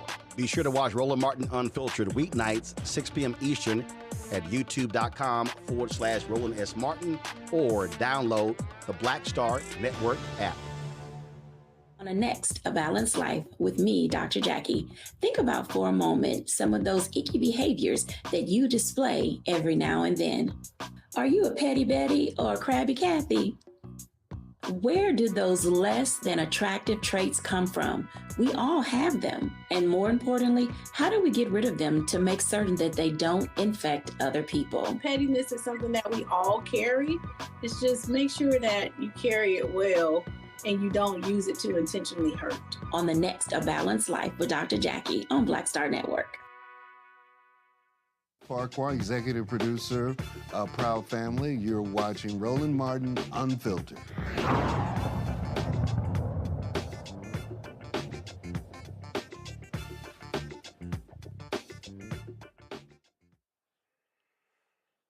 Folks, some of the craziest Trump MAGA people are in Tennessee. And a Tennessee state rep who doesn't even live in Nashville wants to rename the Nashville International Airport after the twice impeached, criminally convicted felon-in-chief Donald the Con Trump. HB 217, authored by Todd Warner, returned after being taken off notice. The Naming and Designating Committee inside the Tennessee House gave it a 4-6 negative recommendation to the House Transportation Committee. Now, the debate takes place back and forth, and State Rep Justin Jones, who is the representative for Nashville, was absolutely against this, and he made it perfectly clear that people in Nashville don't support it, and they don't want to spend the $10 million to rename the Nashville airport, which includes rebranding efforts, changing airport logos around the property, and adjusting interstate signage. Metro's airport board will be responsible for the vast majority of that money, which can be passed along to Nashville and Tennessee taxpayers. Okay, this is just idiotic. And normally when you recognize a occupant of the Oval Office, it happens after they left, not while they're actually there. Do y'all want to see some really stupid stuff? Watch this 4-minute and 17-second video. So is this just for local officials, or would it apply to Donald Trump, who was convicted of 37 felonies? Would he be not able to have anything named after him under this legislation? Vice Chair Fritz, you're welcome to respond to that if you like. Thank you, Mr. Chairman, and thank you, Representative Jones. If you'd read the bill, you'd realize it's just for local officials. Great. I have a follow-up. Is there a reason why we're just putting this law on local officials and not state officials who've been charged with felonies, as we will be having a case coming up soon with many of your side of the aisle, or federal officials? Is there a reason why it's just local officials and not if it's state officials or federal officials? Vice Chair Fritz, you're recognized for a response. Thank you, Mr. Chairman. Thank you again, Representative Jones, for the question. I bring to you the bill that I was offered to carry for Representative Raper. Do you live in Davidson County? Representative Warner, you may respond. Absolutely not. I live in the great county of Marshall. Any follow-up, Representative Ben? You're recognized. And is Donald Trump from Davidson County or lives in Nashville? Representative Warner, you can answer that if you have the information necessary to give an accurate response. No, ma'am, I don't think he does. Any follow-up? We should name the LAX or Chicago or Atlanta. BNA is not big enough to have the name President Trump on it. I don't think I can support this because I think that the airport here is not big enough to have the Trump name on it. So I just want to let you know that. Thank you. Representative Warner, you're recognized. Well, thank you, Mr. Chairman, and Representative Marshall, I couldn't disagree with you more. First of all, we don't have the authority to name those airports, but we do here in Tennessee have the authority to rename BNA. First of all, this bill is a waste of time and money. This airport is in my district. I represent the Nashville Airport in House District 52, where over 70% of my constituents voted against Donald Trump from being president. Secondly, why would we name an airport after Trump at a time where he has made our airports and our flying more unsafe by firing hundreds of Federal Aviation Administration employees, at a time where air traffic controllers are understaffed. This bill is trolling, but is also an attempt to erase the voices of the people of the Tennessee's 52nd House District.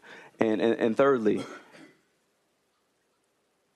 I can't even take this bill seriously because Trump has no connection to our community. Trump has led this nation on the path of shame, on the path of lack of integrity, on the path of recklessness. And thirdly, we have fought so hard to remove Confederate monuments across the state. Why would we erect another one? For a man who has been the Grand Wizard-in-Chief in Washington, for a man who has attacked the people of my district, one of the most diverse districts in the state. And so I am vehemently against the renaming of this airport. We had some constituents who wanted to testify about this. The bill was taken off notice, now it was brought up again, so they cannot be here. But again, I think overwhelmingly the people of our district are against this. If the sponsor wants to name something after Trump, I might suggest that the city dump, because that's where this vial and this litter and this trash belongs, not on our airport here in Nashville. And so again, I oppose this legislation, and I hope that you would focus on your own district and focus on improving the lives of people, and not naming things after people who you idolize, and this form of idolatry of political tyrants and just one of the most shameful people in this nation. Thank you. When he puts America first, it puts Tennessee first. Okay? President Trump is looking to get Washington under control, something that has been led astray the past 4 years, the wreck that we just got out of.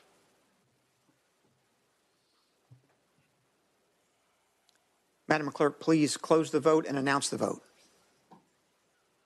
Mr. Chairman, you have 4 ayes, 6 noes. The bill moves on to the Transportation Committee with a negative recommendation.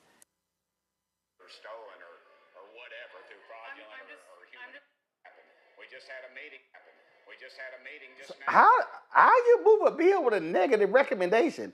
Normally, when it's negative, the damn thing dies. Randy, this is just the stupid stuff these people do.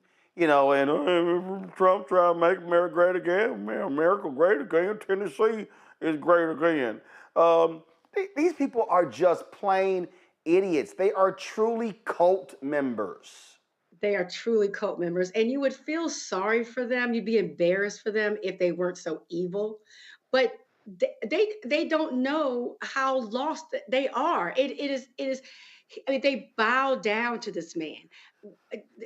The man is currently president, but they want to change the airport name now. I mean, it's so ridiculous. But it's hard for me to even speak on it because it is really just embarrassing because they don't have any respect for this country. It really is about people following one man. They see this man as their king, their God, and they want to put up statues to honor him. And they have forgotten that they are supposed to be working on behalf of the American people, because Donald Trump is about Donald Trump, but his followers are also about Donald Trump. And it's scary because it's like who in charge is thinking about us, the Americans. And I wish, it's just a shame.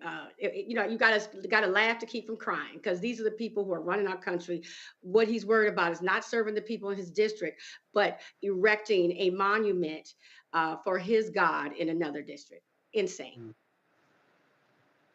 Idolatry, Larry. That's all this is. But when it comes to bowing down to their king and the golden calf, oh, what the hell? They'll make at least 100 of those. We living in some wild times. That's all I can say. If you were writing a political comedy, you couldn't come up with stuff this bad. And listen, you saw the back and forth there from the members discussing, the current president having a connection to the region, to the city, to the region, to the state. He has none. And then at the very end, the state rep Republican talking about, bringing the country back where the stock markets crash. Undoubtedly, the number of jobs people hiring is going to down. We're likely to face a recession. All international, problems. It is just goes on and on and on, and it'll get worse over the next couple of years. So it just is another example of individuals putting, not the residents of that district or those who live in the state, because it's going to cost money to make the changes you highlighted earlier. But really, like you said, it's this idolatry, just focusing on this obsession, cult-like obsession with one person. But I want to offer a caveat. We often say it's an obsession with one person. It's really not about that. It's really about ideology, about white supremacy. That is the altar that these individuals are praying to. So we need to be really clear about what's happening. Mustafa, I love what Representative Jones says. We don't want that crap up. Call it what it is. Call it what it is. We don't want that crap up. He said, plus, how y'all sitting here normally there is respect for legislators and what happens in their district. These Republicans like, damn that. We gonna tell y'all what to do in Nashville and Memphis because we don't control those cities. Yeah, that's that whole privilege thing. I mean, Larry, he laid it out for you, but, privilege makes you think you can do and say whatever, and there are no repercussions. And it also blinds you, right? They don't really get it. It's interesting that these are taxpayer dollars that are going to be utilized to do this if it moves forward. And I was waiting to see Larry's face because when they said, that it was not in the positive, but in the negative, but it's moving forward, I was like, well, that's different. But, maybe it's like that in Tennessee. But, I'm not going to mess with folks from Tennessee. Here's the thing, is that this is how short-sighted these folks are, right? So you got an individual that you want to honor. My granddad used to say, do the work. That kind of stuff will come after if you actually did something of value. But, whiskey is one of the main drivers for money there in Tennessee. The automotive industry is another one of the main drivers. And now you've got, Trump creating these tariffs that are actually going to impact those industries. So that means that you're going to be making less money. So that $10 million actually is even going to cost more than it would have before because you've got these types of actions that are currently going on from the current administration. Then you got NIH that's there and a couple of other federal agencies where you're going to have individuals who are losing their jobs. Some have already lost their jobs. So that means there's going to be even a greater stressor on your economy, but yet you are talking about taking dollars and investing in something that brings no real value to the folks there in Nashville or to Tennessee. So it just doesn't make any type of sense to do these types of things beyond just because you need some type of, a big sign that says he was here, even though he was never really there. So, if he actually did something of value, history will make sure that it highlights that. But of course, we know how history is going to see him and his administration based on not just these first 2 months, but everything that they did when the Biden administration was in and even when they were in power before. So, once again, it's supremacy, privilege, all these types of things allow you to think that bad ideas are actually great ideas. Hold tight 1 second. We come back. The Lieutenant Governor of Michigan, Garlin Gilchrist, says he wants to be the state's next governor. We'll discuss that next. And also, some sad news. Former NBA player and businessman Junior Bridgman, who just was put on the cover of Forbes magazine as America's newest billionaire, has died at the age of 71. We'll pay tribute to him in the show as well. You're watching Roland Martin Unfiltered right here on the Black Star Network. What's up, y'all? Look, Fanbase is more than a platform. It's a movement to empower creators, offering a unique opportunity for everyday people to invest in Black-owned tech, infrastructure, and help shape the future of social media. Investing in technology is essential for creating long-term wealth and influence in the digital age. The Black community must not only consume tech, we must own it. Discover how equity crowdfunding can serve as a powerful tool for funding Black businesses, allowing entrepreneurs to raise capital directly through their community through the Jobs Act.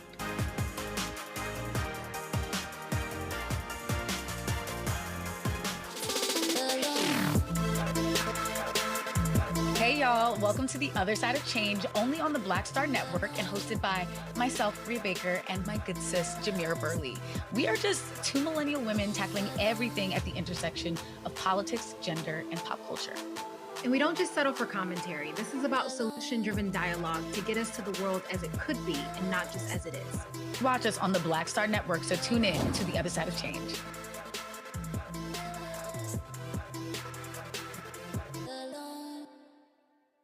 I'm Russell L. Honoré, Lieutenant General, United States Army, retired, and you're watching Roland Martin Unfiltered.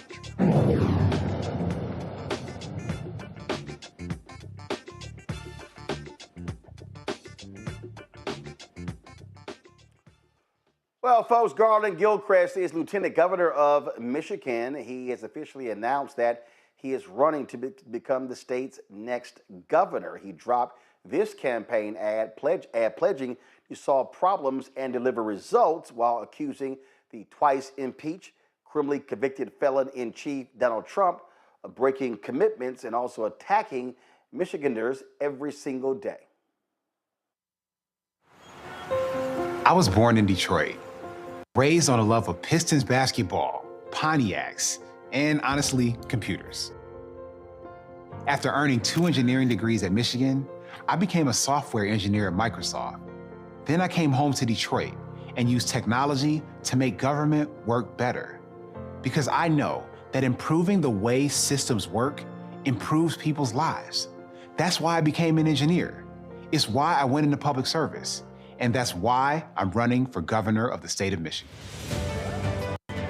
As your lieutenant governor, I've worked with Governor Whitmer to solve problems for Michiganders. I saw too many families who couldn't afford housing. So I pushed funding into a housing trust fund, resulting in 50,000 new homes in the last 2 years. I saw a criminal justice system holding people back. So I started the Clean Slate program to help those who've paid their debts get back on their feet. I saw tech startups leaving, so I launched the Michigan Innovation Fund and turned our state into the #1 startup ecosystem in the nation. We've made a lot of progress in these past 6 years, but there is so much more to do. As a dad with 3 kids in public schools, I'm committed to building an economy where every family has what they need to succeed, so our children can follow their dreams right here in Michigan.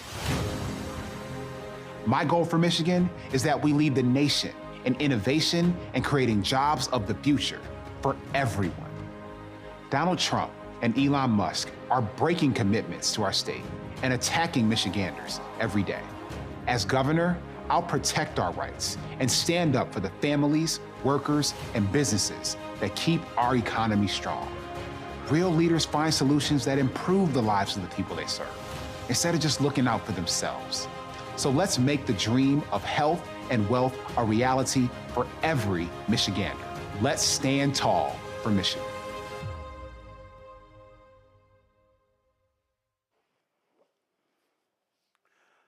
Randy, it's going to be a very tough Democratic primary. The Jocelyn Benson, who is the Secretary of State, has already announced she is going to be running as well. Initially, there was talk about Pete Buttigieg running. He, of course, has now moved to Michigan, but many believe he is now going to run for the U.S. Senate seat being vacated in 2026 by Senator Gary Peters. If Gilchrist wins, he, of course, would be the nation's second black governor as we speak, behind Governor Wes Moore of Maryland. And I'm happy to see that he is putting his hat in the ring. I believe that what people are seeing happening in this country right now, they see it or adhere it as a call to action. And we need real leadership. And so while right now the Republican is the one who's the favored choice, I believe that as days pass and people see what this Republican government led is doing, that his chances will be bolstered. Also, Whitmer said that she's not going to endorse anybody, but I would think that just the fact that they work so closely together and gave him a high profile will also serve him well. So I'm happy to see it. And you also have Mustafa Ras Baraka, the mayor of Newark, who's running for governor in New Jersey as well.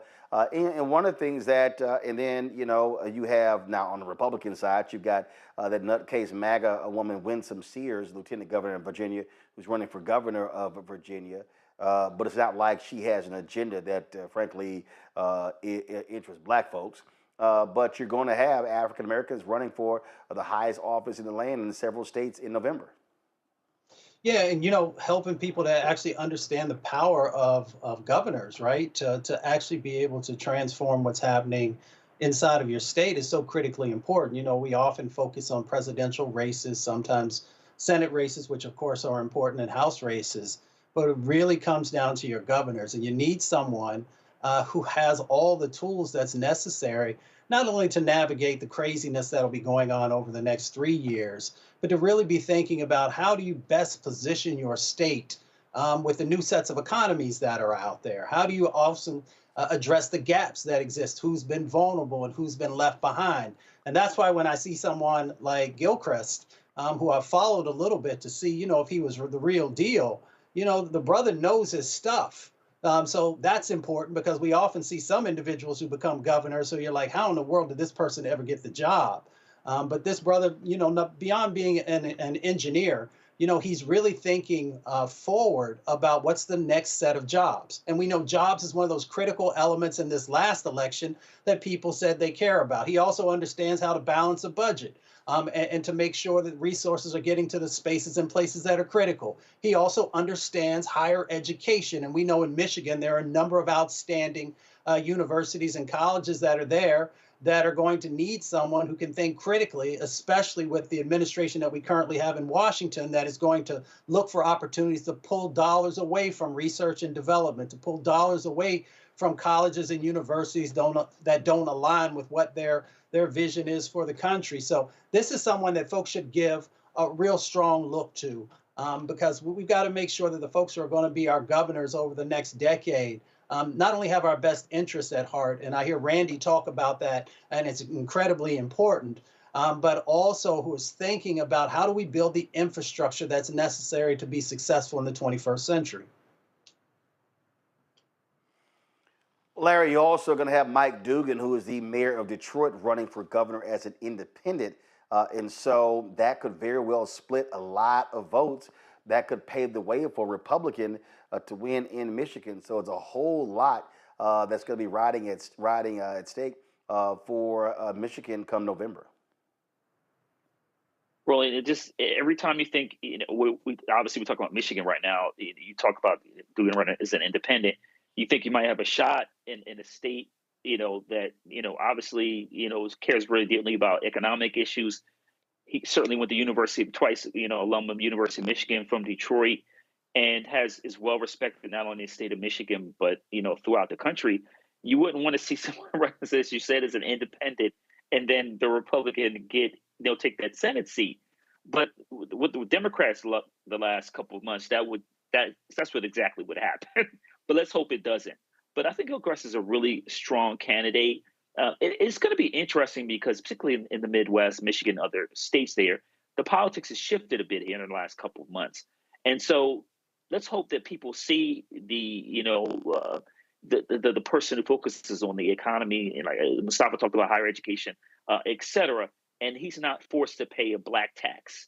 That it's become clear that black folks have to pay now, whether they're politicians or in corporate America or education, et cetera. So, but he's an excellent candidate.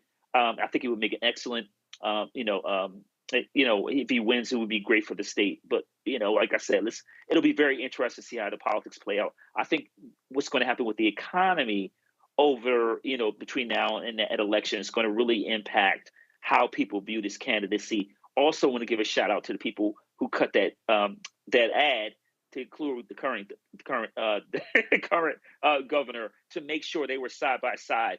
That's really important to see because people love Big Gretchen in Michigan. So it was really good to see that they cut that ad that way. Indeed. All right, folks, time for Black and Missing.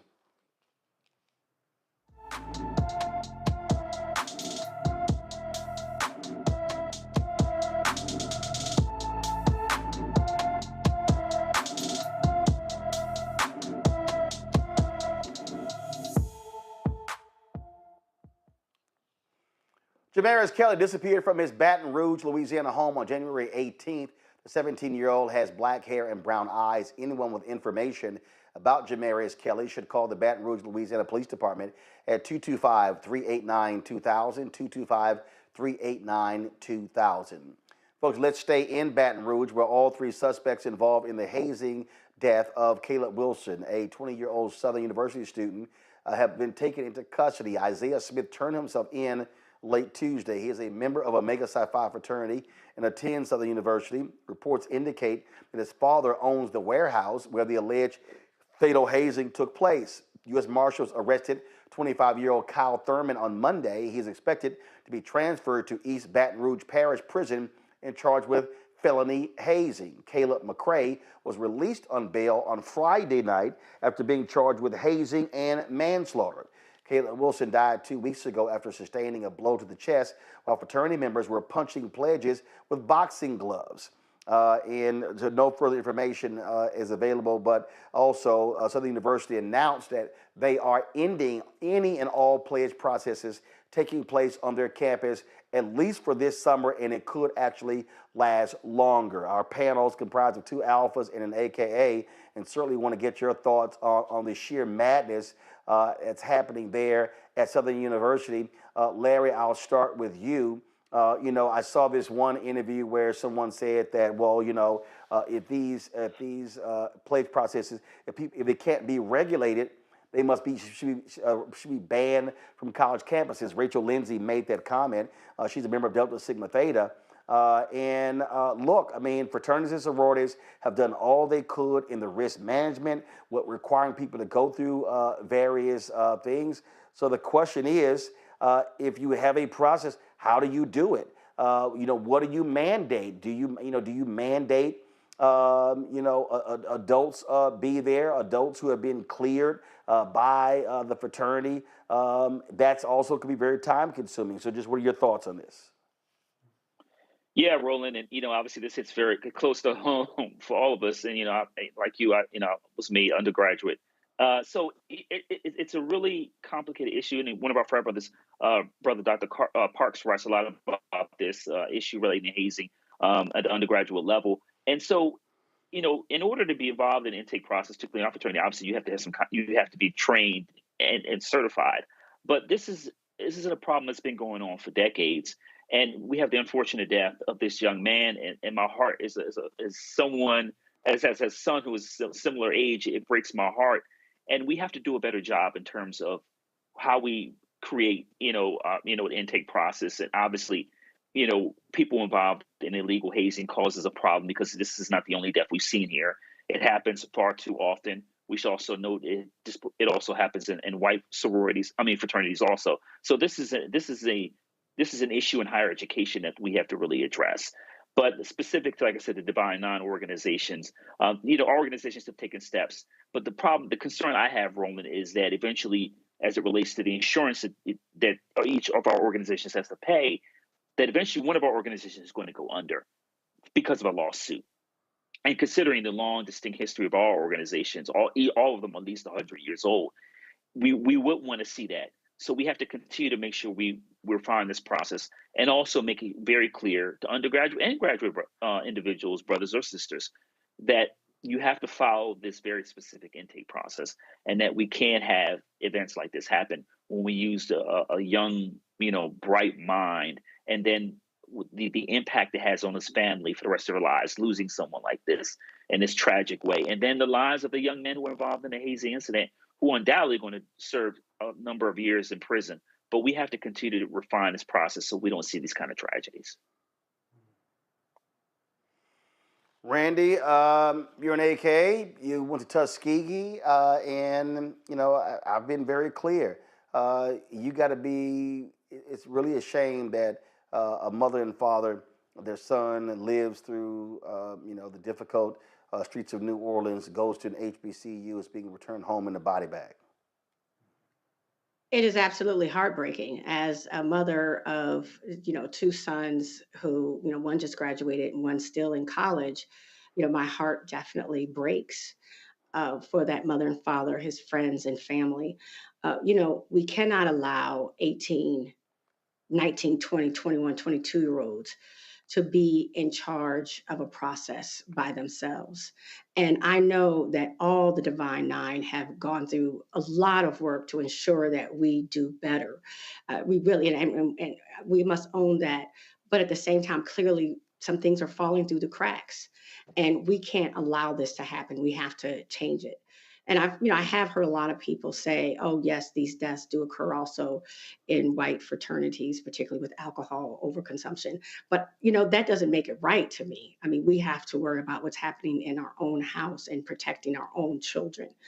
I remember, my son's father is he's a Kappa and was very active, a pole mark, dean of pledges. But when his kids were in school, he really went back and forth if he wanted them to participate in the process because of things like this. And there's a fear, and there should not be a fear with something so honorable. So I believe that we all agree that something needs to change, and that these students and the people who are leading this process need to be monitored very carefully. It's interesting, we put curfew on students sometimes when things go wrong, but, maybe there has to be a curfew. I don't know the answer, but we've got to get together, find some answers so another tragedy does not occur, another life is not lost. Mustafa. I mean, there's so much to unpack there. There's all the legal stuff, the impacts that can happen if you're, allowing this to happen in your house or on your property or another place that you might own. You have responsibility in that space, but that's not what I want to focus on, because I think I do know one of the things that's missing, and that's love in the Black community. We call ourselves brothers or sisters for our individuals who are coming into our organization. Brothers and sisters don't beat each other, right? You don't brutalize each other.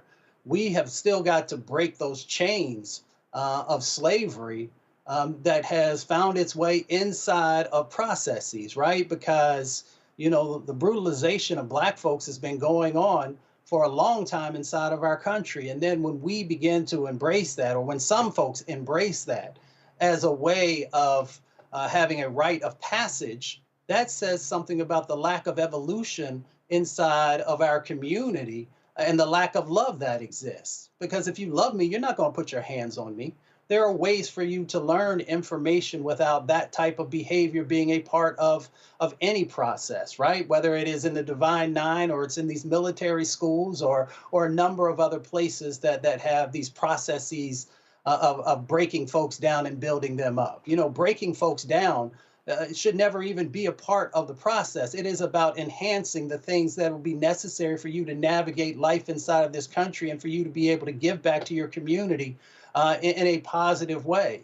So for me, it is about finding ways when kids are young of helping them to honor themselves and their bodies, and to make sure that we also understand that we've got to find ways of infusing more love into our community and refusing to allow anyone to extract that from us. So there are a number of other things, of course, that the organizations can do. But we got to get back to the basics, right? These fundamental things that help us to understand our self-wealth, and to never allow anyone to take that from you.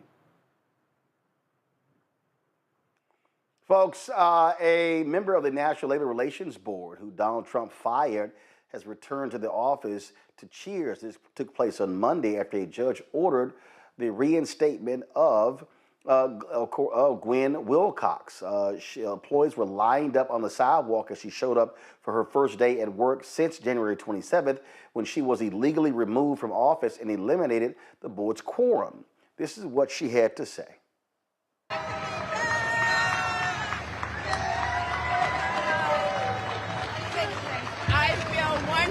This is where I belong. I belong here at the NLRB. I am so happy to be here.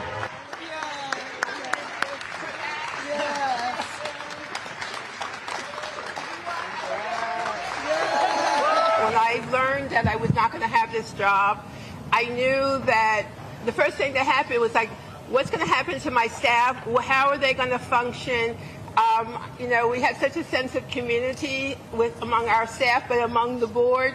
And so it's so important that we are, able to be back together, because That's, we're so dedicated to the work that we do that impacts everybody in this country. Everyone knows someone who's working or they're actually workers. It really was never about me. It was about you all and also about the agency as a whole. Because if we can't function and we went down to 2 board members, there are people who are waiting every day for our decision. So for every day that a decision's not issued, we are really, not doing our job.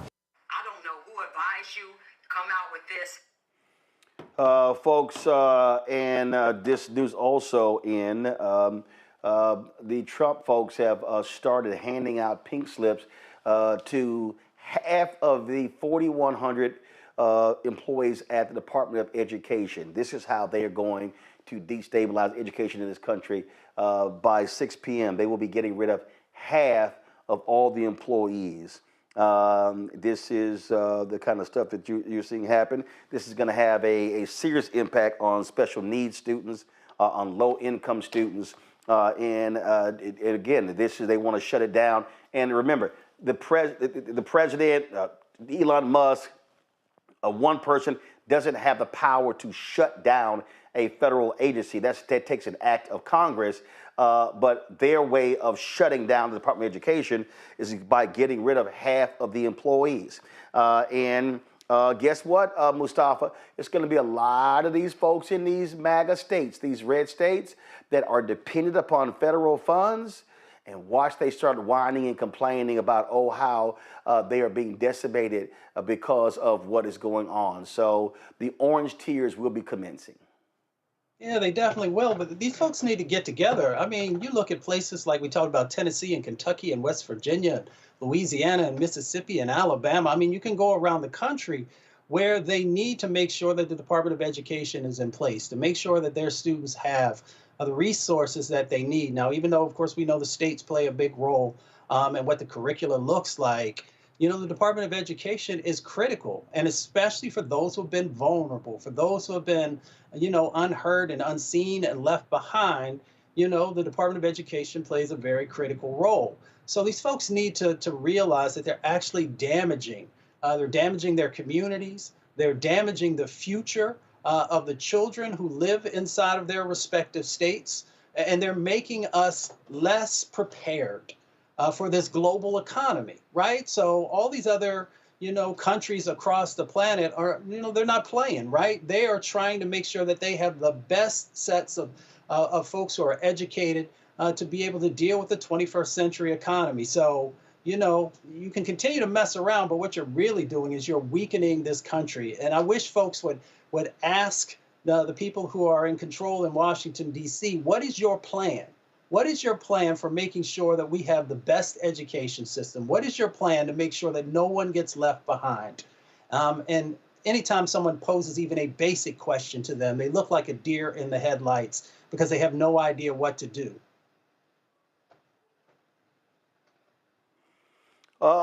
Trust me, these people who keep playing games, well, they effed around. They about to find out, Larry. They sure are. And, it's interesting. I want to kind of flip this a little bit because we heard we talked about a lot of federal workers being laid off, and, we talked about concerns about relating to dismantling Social Security and Medicare. And as Mustafa highlighted, a very important point, it's going to impact those states that depend the most on the federal government. But my hypothesis on this, Roland, is that these folks, obviously, they voted for it. But also, what I think is that the Republicans and these people that voted, they want the pain, right? Because we already know that, white folks don't vote in their best interest for generations. And so it's like they want this pain to be inflicted, not only obviously on everyone, but particularly in their own communities, their underserved communities, which can, in many respects will create more white resentment. So we just have a cycle of it's like an abusive relationship. These people essentially are asking them to be mistreated, and then they're angry at the wrong people. We talked about this anti-DEI, which is more pro-Jim Crow policies. Their anger should be focused on oligarchs, but it's really focused on regular, everyday Black folks and brown folks who are just trying to live their lives, take care of their families.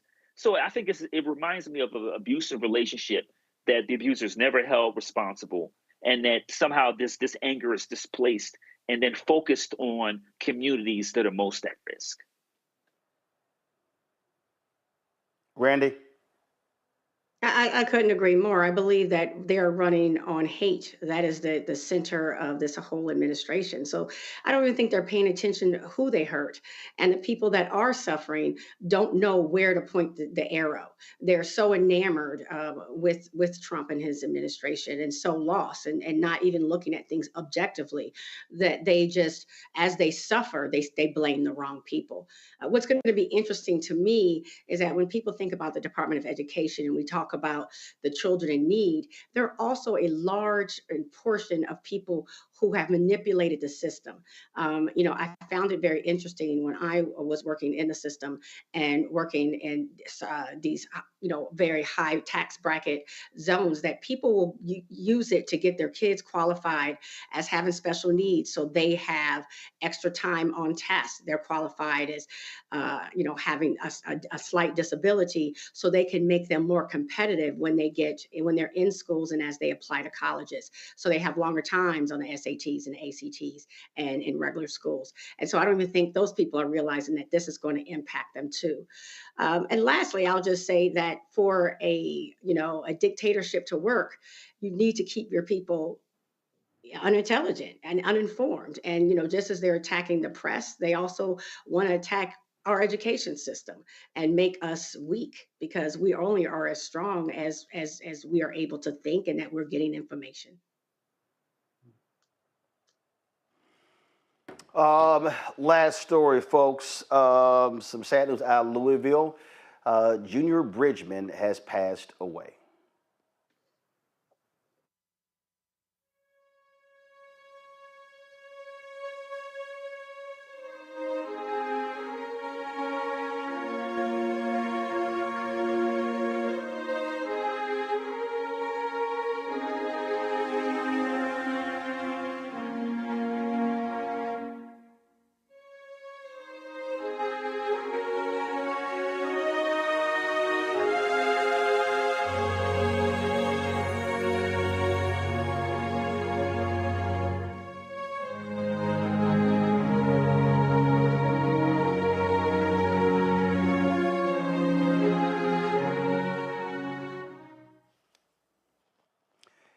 His actual name was Ulysses Bridgman, but he was called Junior Bridgman. Played 12 years in the NBA, most notably for the Milwaukee Bucks. Never made more than $300,000 a year as a player, but once he retired, went into business. And he, of course, became a franchisee for Wendy's and some other businesses. And then he became a Coca-Cola bottler, owner of an aluminum company. Last year, purchased a 10% equity stake in the Milwaukee Bucks, where they, of course, retired his jersey.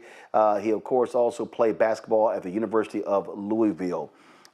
Today, Junior Bridgman was speaking on a panel in Louisville when all of a sudden he clutched his chest and said, "I believe I'm having a heart attack." Folks jumped on the stage to assist him. He was taken to the hospital where he later passed away. He was 71 years old. I had the opportunity in Houston at the NBA All-Star Game to moderate a panel with so many different, with former players talking about what was needed to, of course, help athletes save and invest their money and go into business. This was a man who many athletes looked up to. Charles Barkley said the greatest success story in NBA history. Recently, I mean, like literally a month ago, if y'all have it, please show it. He was on the cover of Forbes magazine, listed as America's newest billionaire. But Junior Bridgman is now dead at the age of 71, survived by his wife Doris, their children Eden, Justin, Ryan as well. Adam Silver, the commissioner of the NBA, released this statement. "I am devastated to learn of the sudden passing of Junior Bridgman. Junior was the ultimate entrepreneur who built on his impactful 12-year NBA playing career by becoming a highly respected and successful business leader. He served as a mentor to generations of NBA players and athletes across sports who were eager to learn from him about what it takes to thrive in the business world. Junior was a dedicated member of the NBA family for 50 years, most recently as a minority owner of the Milwaukee Bucks, an investor in NBA Africa, and as a player who set the standard for representing the league and our game with class and dignity. We express our heartfelt condolences to Junior's wife, Doris, their children, Eaton, Justin, and Ryan, the Bucks organization, and his many friends and admirers in the basketball community. Somebody who was, unbelievable player who, of course, led Louisville, was an All-American at Louisville, led them to the Final Four in 1975, was the 8th pick for the Los Angeles Lakers.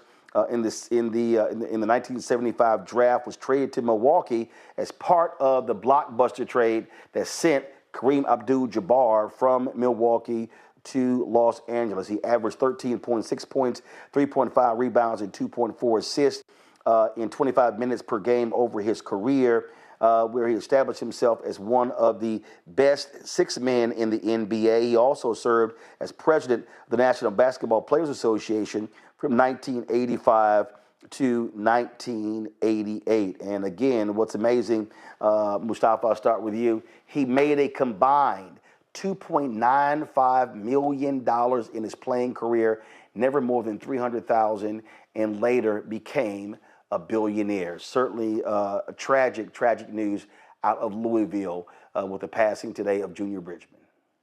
Yeah, well, rest in power to Brother Bridgman. You know, when I think about him, I think about a green print. A lot of people talk about the blueprint, what do you need to follow? I talk about a green print because he was an individual who was a solid basketball player, yes, but he had a plan.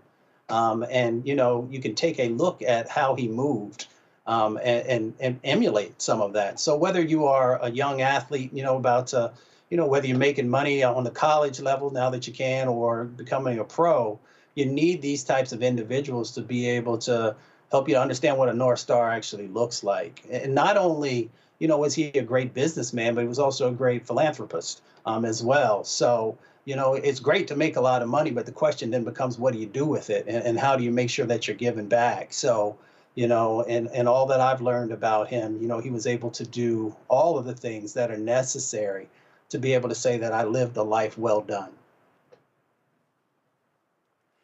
Larry, he was like myself, you and Mustafa, a proud member of Alpha Phi Alpha Fraternity Incorporated, at one point owning 450 restaurants, later, of course, bought Ebony Magazine out of bankruptcy, as I said, invested in NBA Africa, and he was worth an estimated $1.4 billion at his death.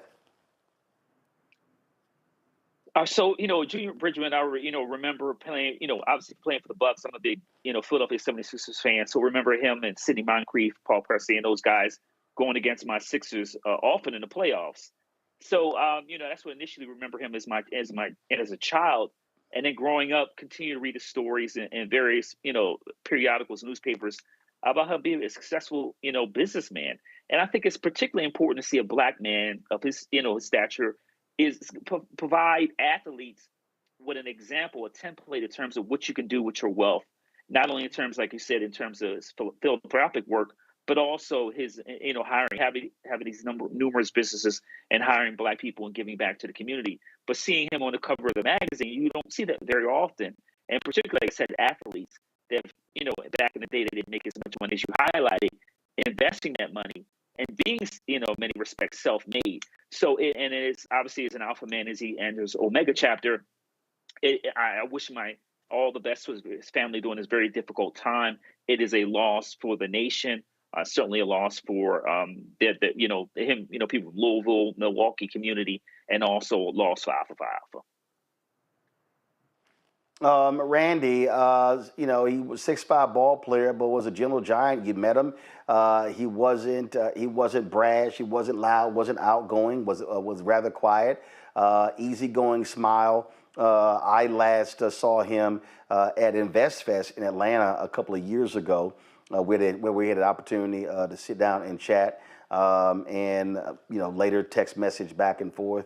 But he was really, really focused on trying to help NBA players and other athletes to really deal with their money. I remember a conversation we had in Houston at the All-Star game there. I was on the campus of the University of Houston, where there was a Rolls-Royce dealership, and an athlete came in and bought a second one. And the owner called Junior, and he's like, "Hey, I'll sell it to him, but why does the dude need a second one?" And Junior literally called the brother up. It's like, "What are you doing? Why are you spending all of this money on cars?" And the guy was like, "Well, because I can." And he said, "Yeah, but what happens when the money runs out?" He really was trying to really help a lot of these young brothers build generational wealth and not just blow through the millions they earn in the NBA. I think that's so important because we always hear these, tragic stories about how people blow through their money.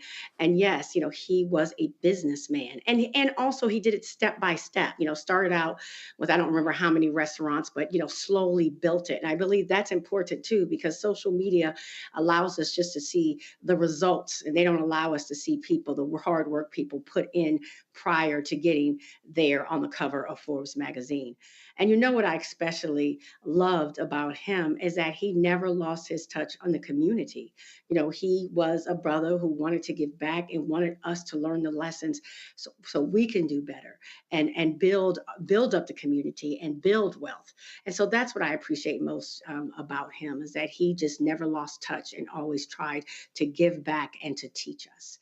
So, absolute honor. I never got to meet him, but it was an honor to even just be introduced to his great works, and blessings to everyone who did know him personally.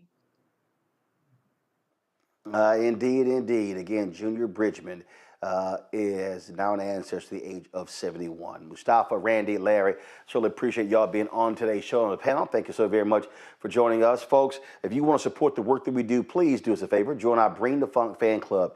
Our goal is to get 20,000 of our fans contributing on average $50 a year. That comes out to $4.19 a month, 13 cents a day. What that does is that provides the resources for not just this show, but the other shows on the Black Star Network. We have launched a new show, of course, with Bria Baker and Jamila Burley. We're looking at launching a business show. We're looking at a health show. And so in addition to the other shows that we have. And so it really is about expanding this to be able to provide you with the kind of information that we need as a community to be able to continue doing great things. And so if you want to contribute and join the more than 35,000 people who have contributed to us since we launched 6 years ago on September 4th, 2018, here's how you do so via Cash App. This is the Stripe QR code. You use the Stripe QR code to contribute. And so, of course, Cash App closed our account. And so you use this QR code right here to support our work. If you're listening to us right now, we want you to go to blackstarnetwork.com, blackstarnetwork.com, where you can also access this QR code. You can send your check and money order, P.O. Box 57196, 57196, Washington, D.C., 20037-0196. PayPal is paypal.me/rmartinunfiltered. Venmo is venmo.com/rmunfiltered. Zelle, Roland@RolandSMartin.com. Again, Roland@RolandSMartin.com. If there are any issues with that email, what you do is you can use Roland@RolandMartinUnfiltered.com. Again, Roland@RolandMartinUnfiltered.com. If you want to download the Black Star Network app, please do so. You can download on Apple phone, Android phone, Apple TV, Android TV, Roku, Amazon Fire TV, Xbox One, Samsung Smart TV. You can get our gear, get our Roland Martin Unfiltered gear, also Black Star Network gear by going to rolandmartin.creator-spring.com, rolandmartin.creator-spring.com, or go to blackstarnetwork.com. Get our new shirts, hashtag we tried to tell you, FAFO 2025, and don't blame me, I voted for the black woman. Lots of other shirts and merchandise we have on the site, so go ahead and check it out. Also, be sure to get a copy of my book, White Fear, How the Browning of America is Making White Folks Lose Their Minds, available at bookstores nationwide. The audio version I read is on Audible. You can download that as well. Don't forget to also download the app Fanbase. Get the app Fanbase. Go to the app or Android store. Or you can also, if you want to invest in the Series A raise, The goal is $17 million. I think $10.3 million has been raised so far. Go to startengine.com/fanbase, startengine.com/fanbase. Folks, that's it for me. I appreciate all of you watching today's show. Please, again, help us do the great work that we're doing. We got some great things lined up for you in 2025. Cannot wait to continue that work. Well, folks, I'll see y'all tomorrow right here, Roland Martin Unfiltered on the Black Star Network. Holla! Black Star Network is here. Oh, no punch! I'm real revolutionary right now. Thank you for being the voice of Black America. All momentum we have now, we have to keep this going. The video looks phenomenal. See, this difference between Black Star Network and black-owned media and something like CNN. You can't be black-owned media and be scared. It's time to be smart. Bring your eyeballs home. You dig?